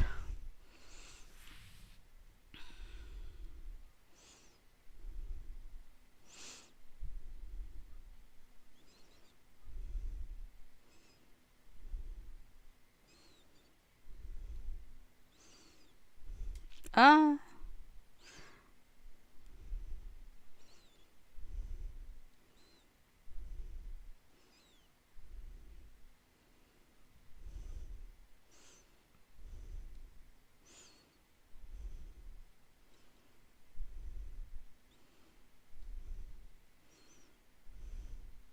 Now, once you have more skills lined up and then you're going through, there'll be a lot more action going on than just hitting 2 skills.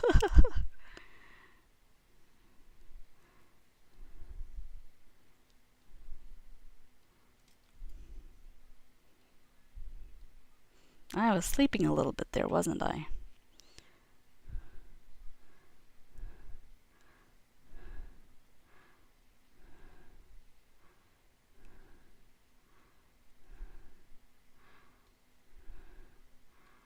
Let's go close. No, I'm not gonna make it.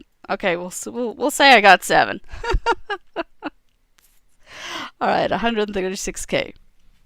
But you guys get the idea, right?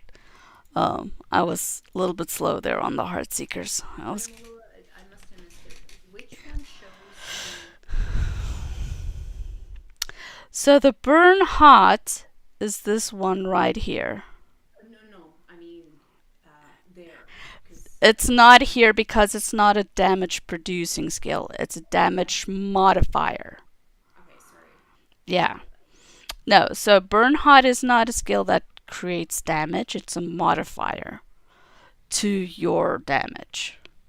So you won't actually see it as a skill count up here. Oh, give me 1 second.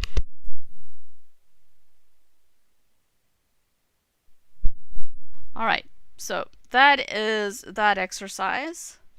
Next, let's talk about upshot. So upshot is going to be your second highest single target damage skill.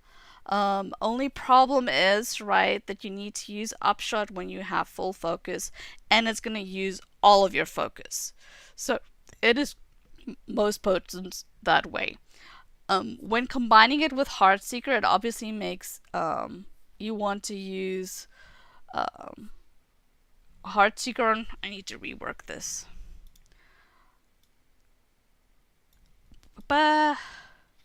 So quick shot. I'm gonna just delete this. Oh, wait. Oh, sorry. Technical difficulties here. One. Undo. Crap. Here we go. Upshot. This sentence is wrong. So quick shot will shorten the cooldown of upshot. So you gotta use it at full. So next, what you're gonna do, your next exercise, is you're gonna do the sequence of burn hot, Heartseeker, upshot, and then quick shots. And then you want to use Heartseeker on cooldown, and you want to use upshot when you're at full focus. Okay? So we're gonna go do that.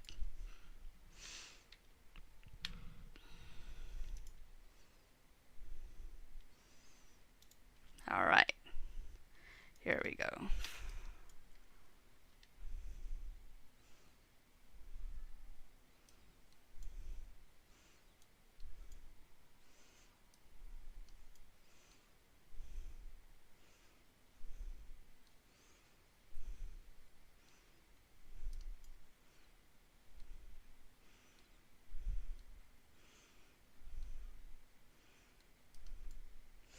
And you can see once again, every time I use quick shot, right, in that 6-sec window, how it shortens it.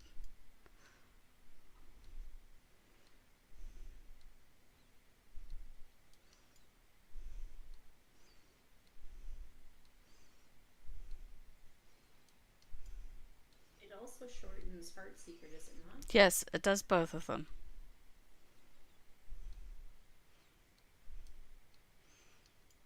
Just so you guys know, it's not that quick shot is like some magical thingy that reduces the cooldowns. Any critical or devastating hit will reduce the Upshot and Heartseeker cooldown. Mm-hmm. Doesn't Quickshot have like a bonus crit chance though?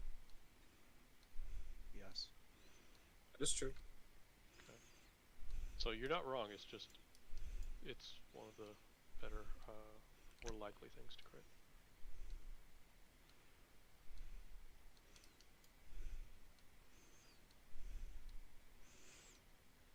Okay, we're gonna have a Burn Hot come available here soon, but you can see our Heartseeker isn't quite ready yet, so I would just wait that extra second for Heartseeker to become available, because I want to always pair those two together.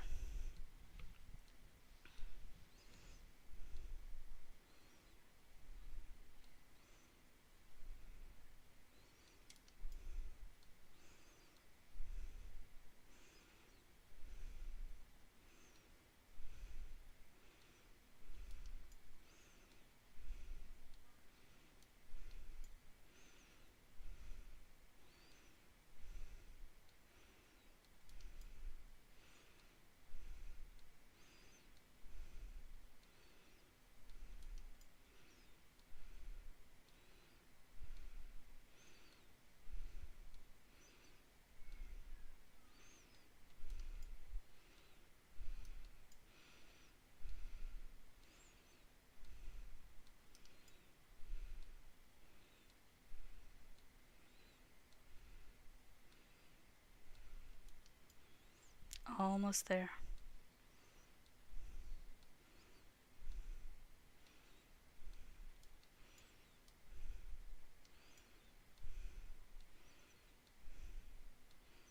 That's Swift and True that shows up on your bar there.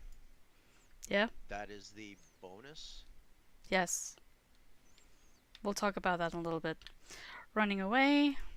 Okay, so I was able to get 8 Heartseekers, woohoo! I was able to get 22 Upshots, woohoo! And my quick shots are still too much, but it's because I don't have anything else to click and I'm bored. So you can see how my DPS went up to 241k, right?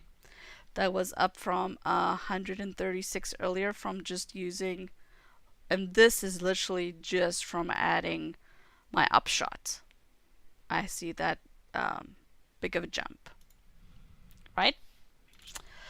So afterwards, go make sure you guys go spend some time on the practice dummy going through these exercises, so you can get comfortable with the rotations. And it's not so much rotations as it is knowing what to prioritize, right? Alright, now we're going to get into pen shot. So pen shot is going to give you a 10% ranged critical chance, and it's going to reduce your target's mitigations for 10 seconds. It costs 3 focus, thus you want to keep pen shot up 100% of the time, which is why we set up that skill timer earlier in the workshop. So pen shot is applied to the target. This is very important, and it's a little nuanced thing that I didn't get when I first started using pen shot all the time. Pen shot is applied to the target. It's not applied to you, right? Burn hot applies to you. Pen shot applies to the target. This means if you're going to swap to a new target, then you have to reapply pen shot. Okay? It's very nuanced, but it took me a while to grasp that when I was first playing around with all of this. So now on a target dummy, what you're going to go do is you're going to go run that again, what you just did, but now we're going to work in pen shots and make sure that we keep our pen shots up 100% of the time. And you're looking for somewhere between 18 and 19 pen shots. That's just how the math works out. And this is like, if you're really good, this is what you're hitting. I am still a work in progress, but I will show you guys how this works.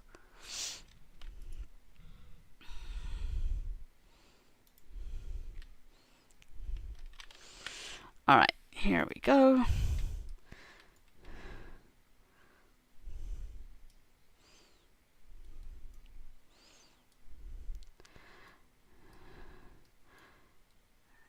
I gotta build up. Okay, now I can get penetrating shot. See, there's that timer going. Use upshot. Downtime, use some pen shot.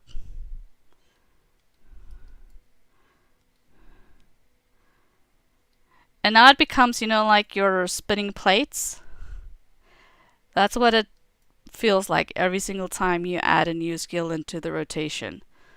Is you've got multiple plates that you've got to keep spinning all the time, and it just takes practice to get used to spinning them all at the same time.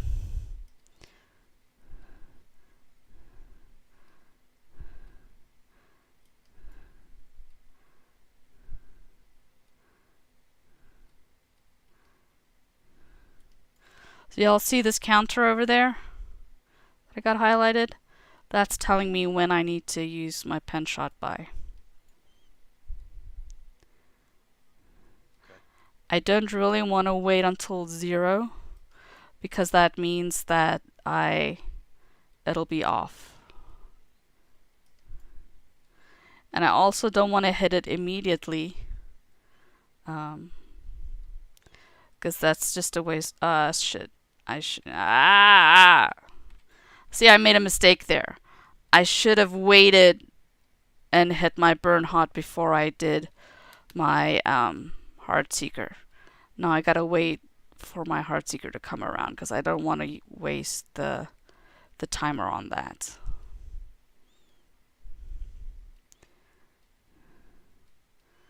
Alright, here we go. So shouldn't be off by a Heart Seeker, but I will be off in the amount of bleed damage that it does.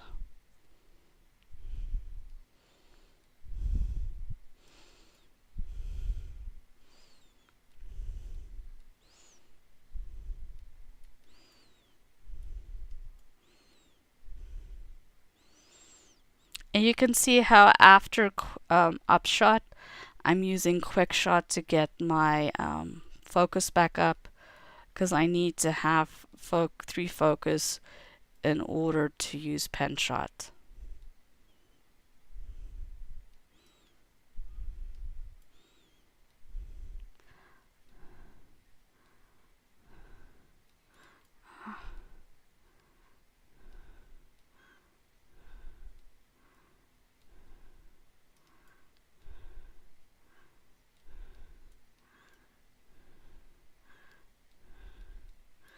Alright, 3 minutes. Let's see how I did. I got 280k DPS. That is up from the 240. Oh, I got 9 Heart Seekers that time. Good. I got 1 more upshot. I went up from 22 to 23. And then my penetrating shots, I got 21 in. I only needed to get 18 or 19, so I was probably hitting some of them a little bit too soon. I probably needed to wait a little bit longer before working them into my rotation. Does everybody see how this works? Yes. Okay. So that's penetrating shot. The next plate that we're going to start spinning is called barbed arrow. Now, barbed arrow is mostly used for its bleeds.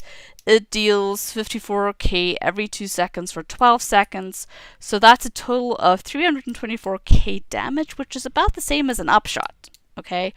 Now, so once again, you don't want to spam this. Instead, you want to use that skill timer to make sure that you keep it up 100% of the time without overusing it. So, just like pen shot, barbed arrow is applied to the target and not to you. So if you have a new target, you need to reapply it and reset that skill timer. So in a practice dummy, we're going to do the exact same thing we just did. Now we're just adding one more plate, which is going to be barbed arrow. One thing to note though, in combat analysis, it does not count how many times you click barbed arrow, it counts the bleeds. So you want somewhere between 80 to 100 bleed ticks from barbed arrow. Okay? Let me show you that one.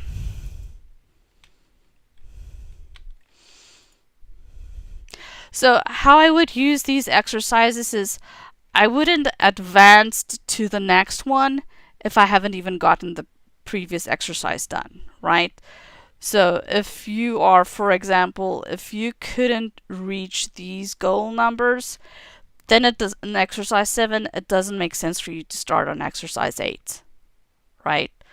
First get exercise 7 all the way down, all these numbers down, then you would progress to the next exercise.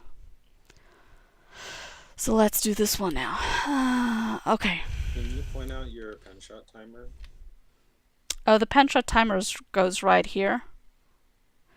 My barbed arrow timer will be right next to it. Here, I'll show you in options. I have them all set up here in a row. So the first one is pen shot, and the second one will be barbed arrow. Just super quick mention, if you wanted to, you could layer those over top of the skill button itself. Yeah, you can do that if you like. I like it here so that my eye doesn't have to travel far. When you do that, when you layer it on top, does it prevent you though from clicking the button underneath? Mm-mm. Nope. No impact? You can still click the button underneath if you layer it over it. You can also make the timer transparent or semi-transparent, so you see the number, but then you actually see the skill itself as the background. Yeah. Where is that function? There's a transparency. The opacity? Yeah, opacity. That's what you would change right here. You could set it to 1 or 100, and that'll affect, what it is. That's what I saw in Potts's setup. Mm-hmm. It's super nice. Yeah, everybody has their own little way. All right, so I can get this from plugin compendiums. Mhm. Yeah. Yep, totally can. All right, let's go for including barbed arrow now.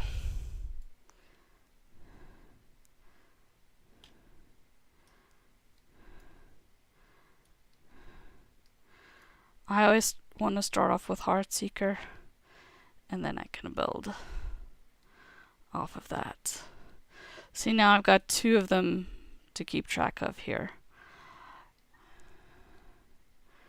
Now you can go the lazy way and just use penetrating shot and barbed arrow right next to each other, like in its own little mini sequence, or you can practice to get the timing between them, right? So that you're not overusing one of them. Yeah, and do note that pen shot is 10-second duration and barbed arrow is 12. So Yeah. they don't exactly line up. Yeah. And so technically you're only hitting barbed arrow 2 seconds too soon, right?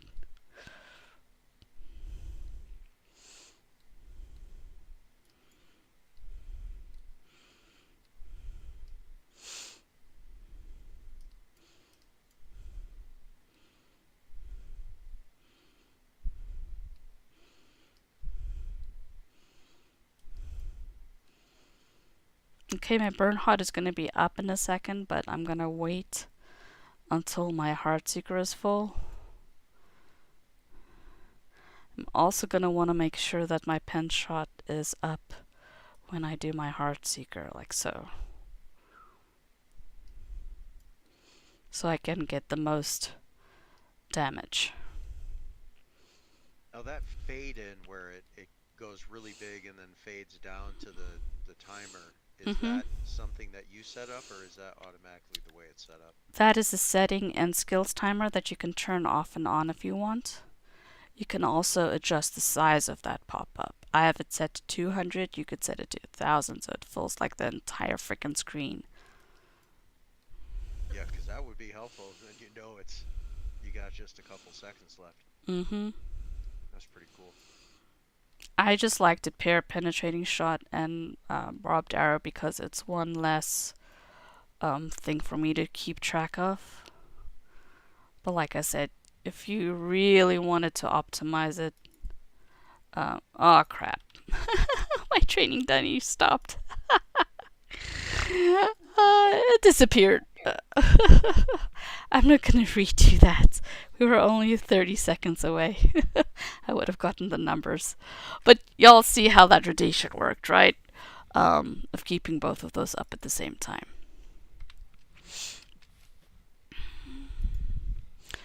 Alright. There's actually a 25-second delay between what I'm hearing in Discord and what I'm seeing on YouTube. I am gonna take a quick 5-minute bio. We only have like 5 skills left, so I'm gonna come back and finish it up, so that we do not have to come back next week. Everybody go ahead and take 5. Well, Dauphin's gonna have to go, but I've got the workbook, so I can follow this. And I appreciate you taking the time to do this. A lot of this, I've already been doing most of that anyways. But it's pretty impressive, the skill tracker. I'm definitely going to have to incorporate that.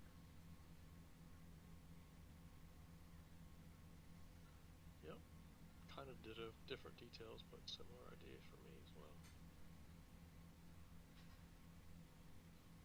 All right.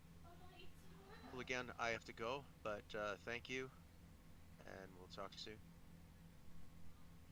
Yeah.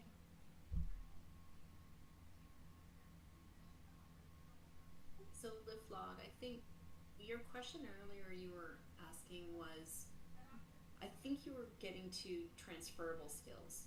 Like, we've got this rotation. It's one thing to have X amount on a parse on a dummy, but then transferring that to when you're in a boss fight, because you're constantly moving around, right?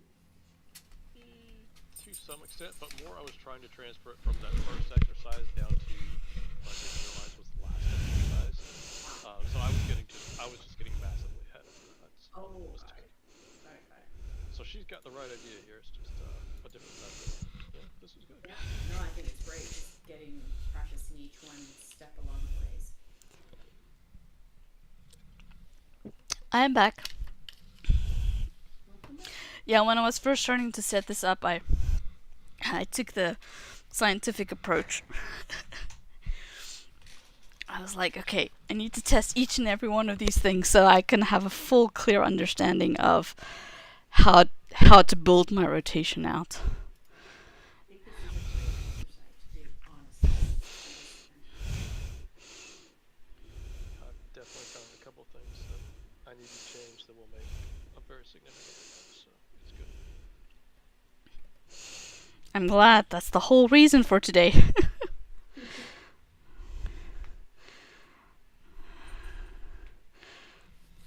And I mean, I'll just be honest with you. Like, look, there is still things that I need to work on. I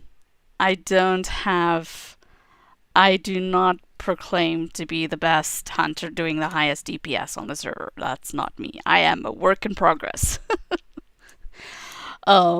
Because, sometimes when I'm raid leading, I get distracted.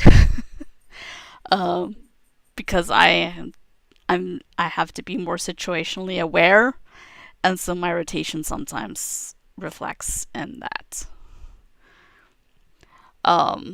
There are also, there's a couple skills that are going to be coming up that on the training dummy, yes, you can get all of them, but some of them are situationally dependent, which means you're not going to want to use them in a real fight, except under certain conditions.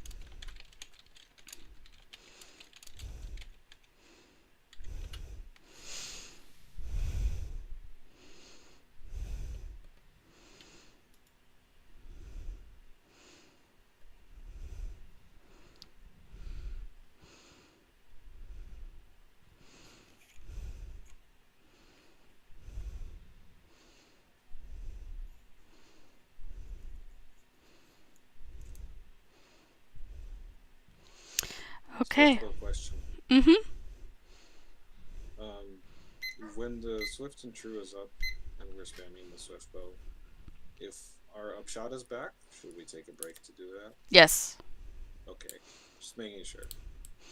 Yeah, so kind of the list that I have here, it's kind of like the order and priority, at least in my mind.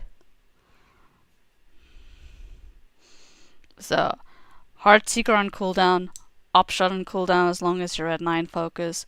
You want to keep Penshot up all the time. You want to keep Sparked Arrow all the time. And then you want to use Swift Bow. And I will confess that Swift Bow is probably one of the skills that I struggle with the most. I don't know why, it just is. So Swift Bow, incorporating more Swift Bow into my rotation is something that I need to work on in the raid settings. Alright, let's go ahead and get back to this. We only got a couple of pages left on this worksheet, and let's just go ahead and wrap it up so we can call this done. So the next skill we're going to look at is Swift Bow. Swift Bow is kind of interesting. When you are fully traded into the Swift and True Bowmaster trait, which I can show you on the trait panel. This one here is called Swift and True.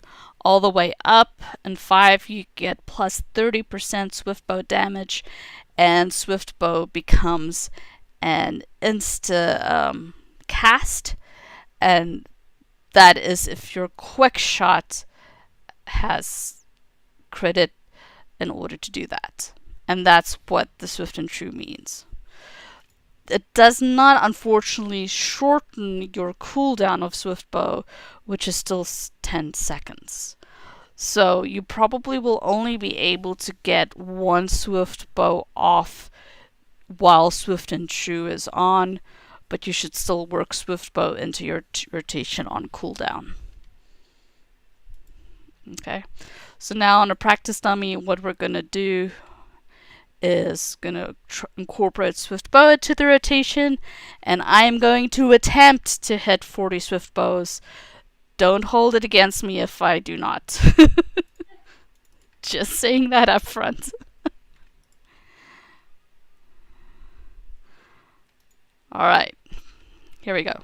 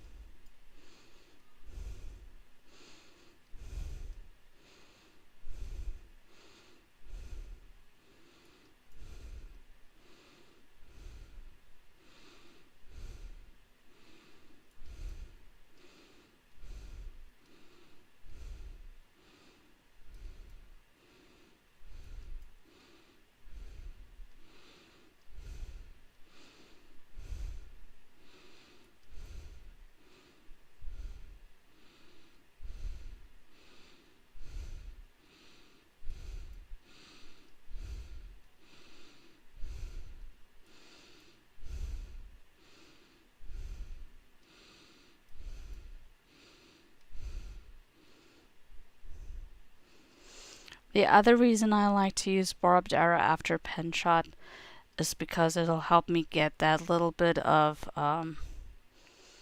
loss of focus back.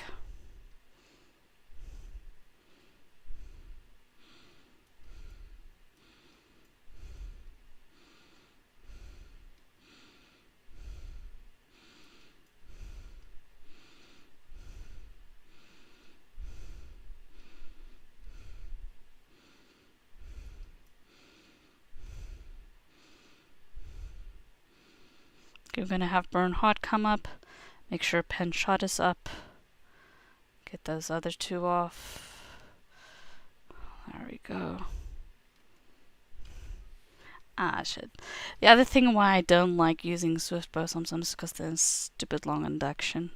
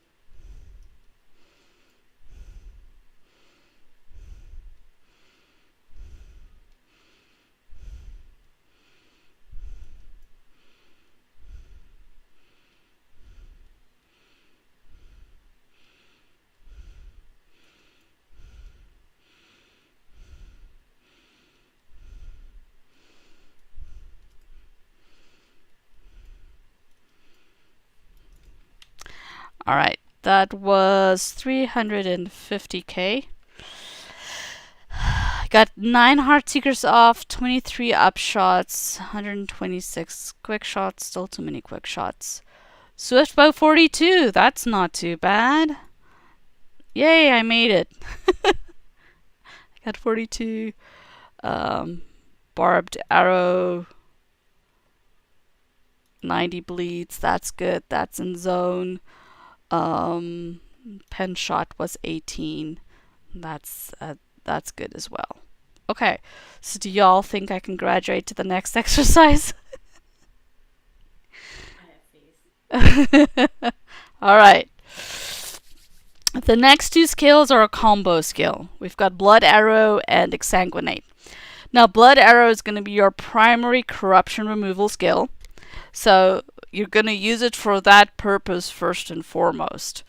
And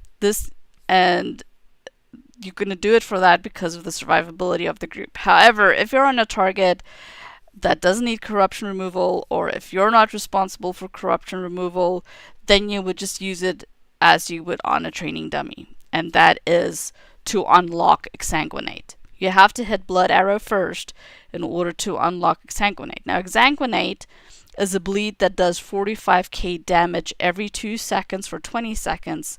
So that's a total of 430k damage, which is more than just one upshot. Okay. However, like I said, can only be unlocked by Blood Arrow, and that's why the skill timer for Blood Arrow is actually the 20 seconds of Exsanguinate, so that you can use them in combination. Now, for Exsanguinate, what we're looking for is between 80 and 85 bleed ticks from Exsanguinate. Now, note that this 85 number is only the theoretical number from the dummy, because in a boss fight, when you're dealing with corruption removals, your timing will get off between the two of them, and you may not hit as many Exsanguinates as you can on a practice dummy, okay? But this exercise is mostly focused on getting used to using those two in conjunction with each other. So you want to get about 8 to 9 blood arrows in your rotation. Alright, well, let's go do that, and I'm going to start a new training dummy.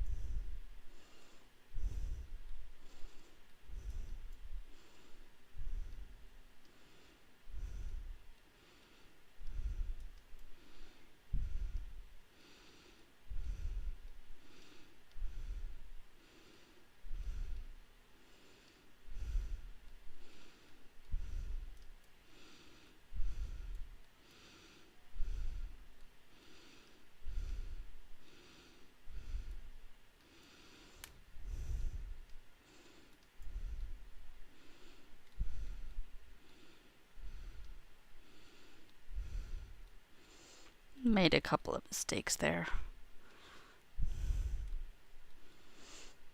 Oh yeah, and you need some focus in order to be able to hit Blood Arrow.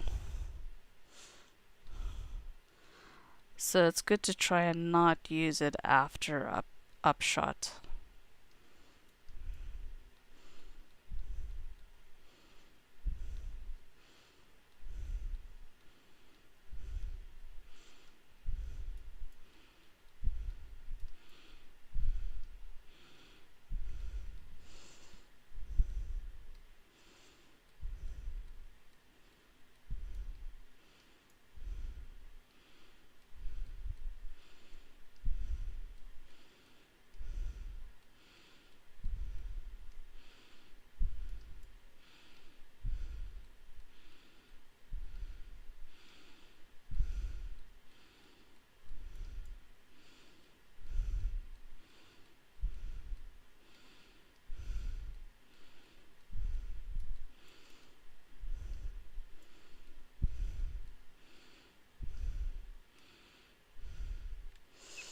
Okay, so I got 334k.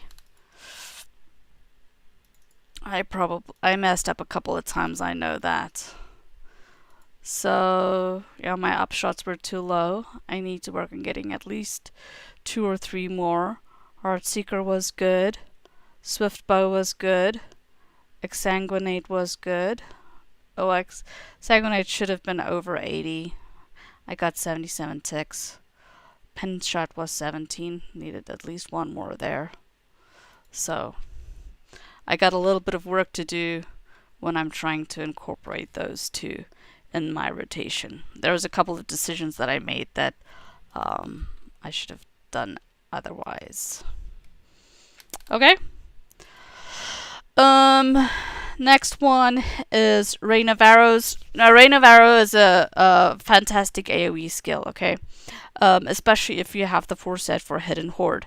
You can hit up to 10 targets in 10-meter radius if you're treated into it, and then you want to prioritize this when you're dealing with multiple targets, except if any of those targets are to be CC'd. So do not break any mezzes. Hunters and champs are notorious for breaking mezzes, and we want to have a good rep. So also you have to be careful when you use Rain of Arrows, because you can kill yourself with it if you're trying to hit multiple targets that have reflect damage on them, such as the warriors on T3 in Hidden Horde. So use with caution the Rain of Arrows. And it has a long animation, but you can cut that animation by using Blindside. So on a target dummy, the next thing that you would do, technically I wouldn't go on to this exercise now because I still have a little bit of cleaning up to do here, but for the sake of time, I'm not going to have you sit through my practice runs. We're just going to move on to the next one. And the other thing to note also is that Blindside is your primary interrupt skill. So if you are in Hidden Horde T3, right, and you have BAs and you're needing to interrupt those kill shots, do not use Blindside to cut the animation of your Rain of Arrows. And if you're on the BAs, you technically shouldn't be hitting a Rain of Arrows anyways, because you're more than likely to wake something up that should be asleep.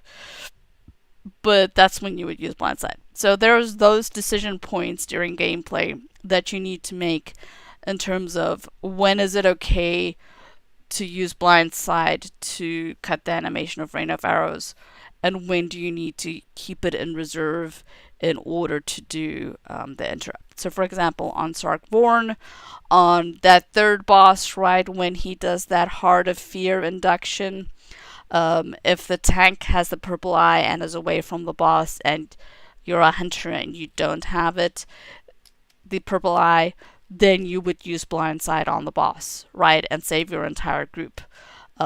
But if you used it to cut the animation of Rain of Arrows and you don't have it up, you're kind of screwed. and so is the rest of your group, and it can lead to a wipe. And yes, I'm speaking from experience here. So, Question: yeah. Are there any other skills besides Rain of Arrows that have relatively long animations? Swift bow. So, yeah, you would use blindside to cut swift bow or to cut rain of arrows. Since I have foreset, I typically prioritize rain of arrows over swift bow, which is why I've got those paired up. But I need to do some testing and experimentation to see if it's not going to be better for me to pair it with swift bow. It's just what I'm used to right now, and so that's what I'm showing you guys. Good to know. Ah. Lost just pointed out that I'm standing too close to the dummies. I need to stand 22 meters away from them so that they don't hit me. And interrupt my inductions. I will do that on the next one. Alright, so now we are going to go work in Rain of Arrows and Blindside, and then we just have split shot left and one more slide after that, and then I promise we'll be done.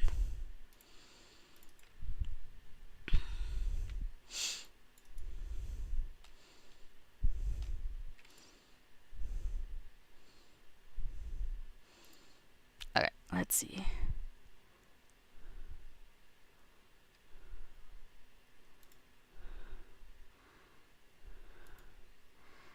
Not really sure how far 22 meters are. Maybe that? That seems too far. I know there's a way to do it on the mini map, but it's not. Oh, there we go. 54 meters. Yeah, that's too far. I just wasn't. Where are you seeing that? I'm here on my mini map, right? If I hover over that long enough, you see DBS target dummy pop up. Okay, nice. So you want to be outside the 22 meter range, so there should be good, so that the target dummy doesn't hit you. I think you also cannot be too far because then your parser doesn't pick things up. Okay, I'll take 2 steps forward. Just to be on the safe side. That seems reasonable. Okay, here we go. Rain of arrows, that's what now I've got lag. There we go.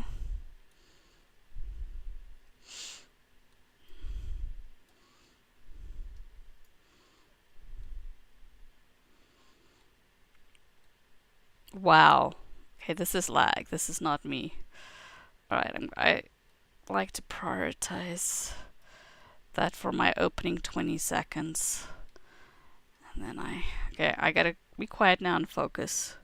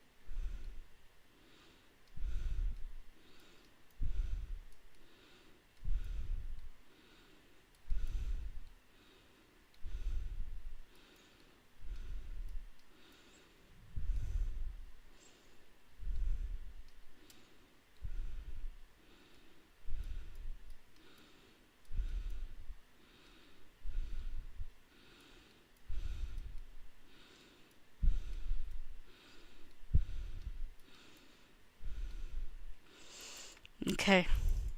380. That's not too shabby. 21 upshot. I could have gotten maybe one more squeezed out. 8 heart seekers. 83 barbed arrows. Good. Exsanguinates. Almost 1. Almost 80. Rain of arrows got 10.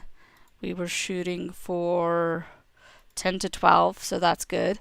Improved penetrating shot 16. I dropped that a little bit this time. I need to work on keeping that up to 18. And then blood arrow was 8. That's good. I did work in some split shots just because it was what's it called? Muscle memory to hit split shot, because I usually pair split shot with rain of arrows, so a couple of them snuck in there before I could stop myself. Alright, so now we can talk about split shot. So split shot is another AoE skill. The way I'm built, I'm only into 4 targets, so that's over there.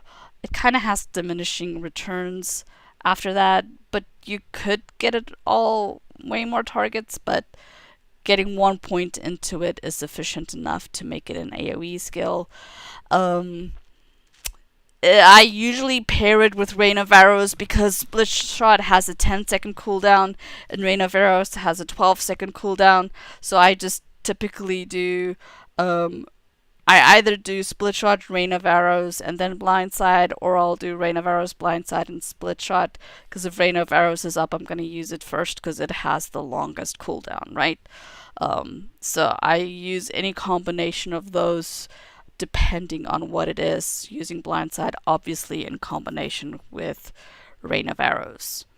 And so the next run through we're going to do is simply to incorporate split shot, and then after that, literally, that's it. Those are all your damage skills. Those are all your priorities. And then it's just a matter of practice, practice, practice until you can hit all of these numbers. So I'm going to do one more round, and then I'm going to be done with parsing today.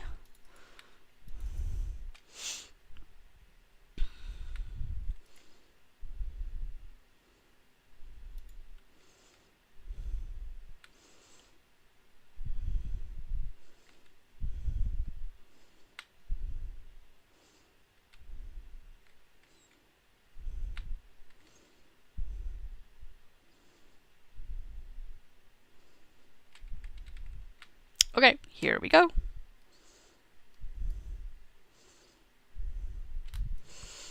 Now this is the real test.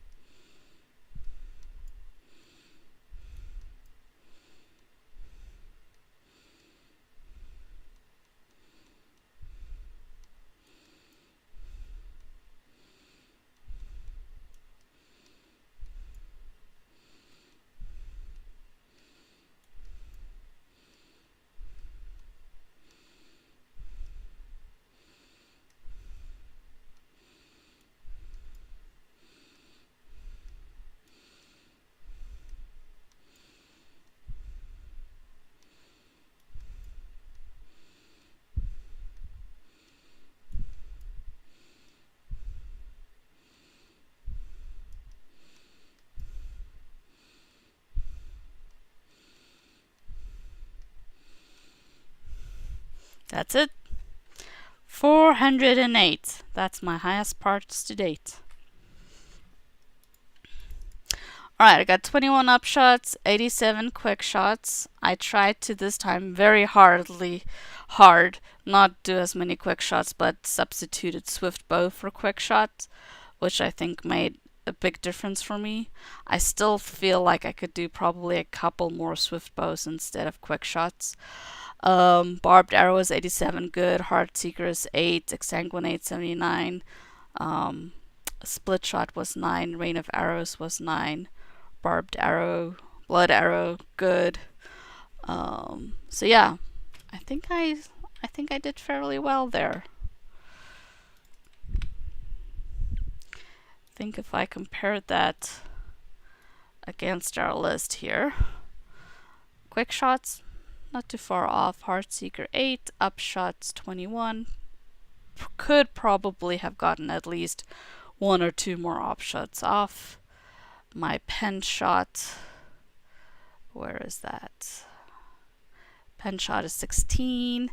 It's still down 2. I could probably squeeze at least a couple more 10k DPS if I could just freaking keep that up. Barbed arrow. Why can I not see it? 4th one down. Thank you. 87. That's good. Swift bows was actually good this time. Blood arrow is 8. That's good. Exsanguinate, like I said, is 1 too low. Rain of arrows 9. I could probably do 1 more there. A little bit low. Blindside 7. He had 10. So that's probably because my Rain of arrows was a little bit low. And then split shots was 9. I'm a little bit low there by 1 or 2. So I'm not too far off from hitting these goalposts. Like I said, I'm a work in progress. I still have a little bit of practicing to do as well. But that rotation that I just showed you, that I was just doing, like when I'm focused and I'm in a raid, that's what I'm putting out. That's the exact order of things that I do and priorities that I follow. Okay, so that is it for all the active skills. Then you got a couple of other skills. So press onward, that is your big healing skill. That can restore up to 33.5% of your max morale if you are traded all the way into it. This means that if you get one of those sapper bleeds on 2-3 boss 2, that you should technically be able to heal yourself all the way out of it if you spot it soon enough. And it goes a long way towards the survivability of your entire group if you can take care of your own bleeds in that way. It, however, does have a 40 second cooldown, so you need to learn when to use it most optimally, so that you're not popping it too soon or too late. Then Purge Poison will remove disease, wound, fear, and poison from your target. So unlike the other classes, right? All the other classes, you hit the Purge Poison skill and you're cleared. Does not work like that on Hunter. On a Hunter, you have to target yourself, and then you can use that skill, and then it removes that from you. And it is the most annoying thing to me. Hate that extra step. Cry of the Hunter, this allows you to break out of dazes. No requirements here, you can just hit it and carry on. Then you've got a couple of CC skills. So Bard's Arrow is the Hunter's Fear. This can be used effectively to take a target out of action for 15 seconds. I have seen it used very well if a Black Arrow becomes loose on Hidden Horde and the Burglar or the LM is dead or has too much that they're dealing with. Hitting that Bard's Arrow on that single target will fear them, giving your team enough time to kill whatever they're currently killing and then swap to it. So it is useful to have that on your quick slots. Distracting shot is a hunter's daze. You can daze for 10 seconds. However, just be aware that hunters are very rarely expected to take care of CC in the game, simply because we're the powerhouses of dealing damage. And CC falls to more of the support classes. And it also has a 3-minute cooldown, which makes it more like a band-aid than anything else. Pinning shot is the hunter's root. In the rare event that your tank has to kite, using the root can help the Berg get a couple of debuffs on the target without having to kite after that target, making it super nice. It's a nice thing to have, but your priorities should be on doing damage. Then there's a couple of melee skills which are pretty much useless for a hunter. But you still need to know what they are. Dazing Blow can remove up to 3 corruption effects on the target. So if you're in Sarkborn fighting that last boss, you can help remove corruptions just by running up there and hitting Dazing Blow. Merciful Shot has a 30-second cooldown. It uses 6 focus and deals 311k damage, making it pretty useless as the benefit doesn't outweigh the cost. Some people trade deep into Merciful Shot. I used to do that, but my damage actually goes down when I do it. So I no longer do that. This skill has pretty much been shelved by the hunters because of its low effectiveness and super long cooldown time. Now, Low Cut is another melee skill that's pretty much useless since it's in melee range. It reduces the target's run speed by 5%. What did I just say? Right, 5. It has to be something 5. But I think that's not 50%. That okay. Yeah. So why do you like it, Liflog? It gains 3 focus. Oh. And it's an AoE. So it's definitely situational. You know, it doesn't go anywhere near like our main rotation or anything. But like in Doom Skirmish, it's probably about my 3rd most used skill. Okay. Rain of Arrows, Split Shot, and then you can probably hit 2 or 3 targets with that Low Cut. And you gain the focus that you need to go straight back into Rain of Arrows, assuming it, refreshed itself. True. So It's really helpful when leveling someone at sword halls. So I guess you would use it situationally. Like if you're dealing with a ton of mobs that are around you, like in Doom, right? Because they're at the end, you can have like 20 mobs around you, right? Yes, I can see how it can be effective in that situation. Because then you're not a glass cannon, right? You're AoE focused and you're trying to pump out as much AoE, which becomes the priority over dealing the most damage. So it's a priority kind of thing. I get it. So yeah, I would probably do it as well under those circumstances. But yeah, that's Yeah. yeah. Another just random, very niche use might be is if you're being forced to run and you want to gain some focus. Just no targets, deal no damage, just gain 3 focus while you're running. Yeah. Okay, and then so what's next? So now the goal for all of you that are learning to improve and get your DPS to over 400, right? It is to go practice and practice and practice and practice. And if you're not meeting these numbers, then you know what you got to work on, right? And what you got to focus on in terms of your rotation. And then I want to caveat that by saying, right, that your stats are optimized. Because you might be getting these numbers, but not getting the 400 plus damage if your physical mastery and crit rating and all that stuff isn't optimal. Okay?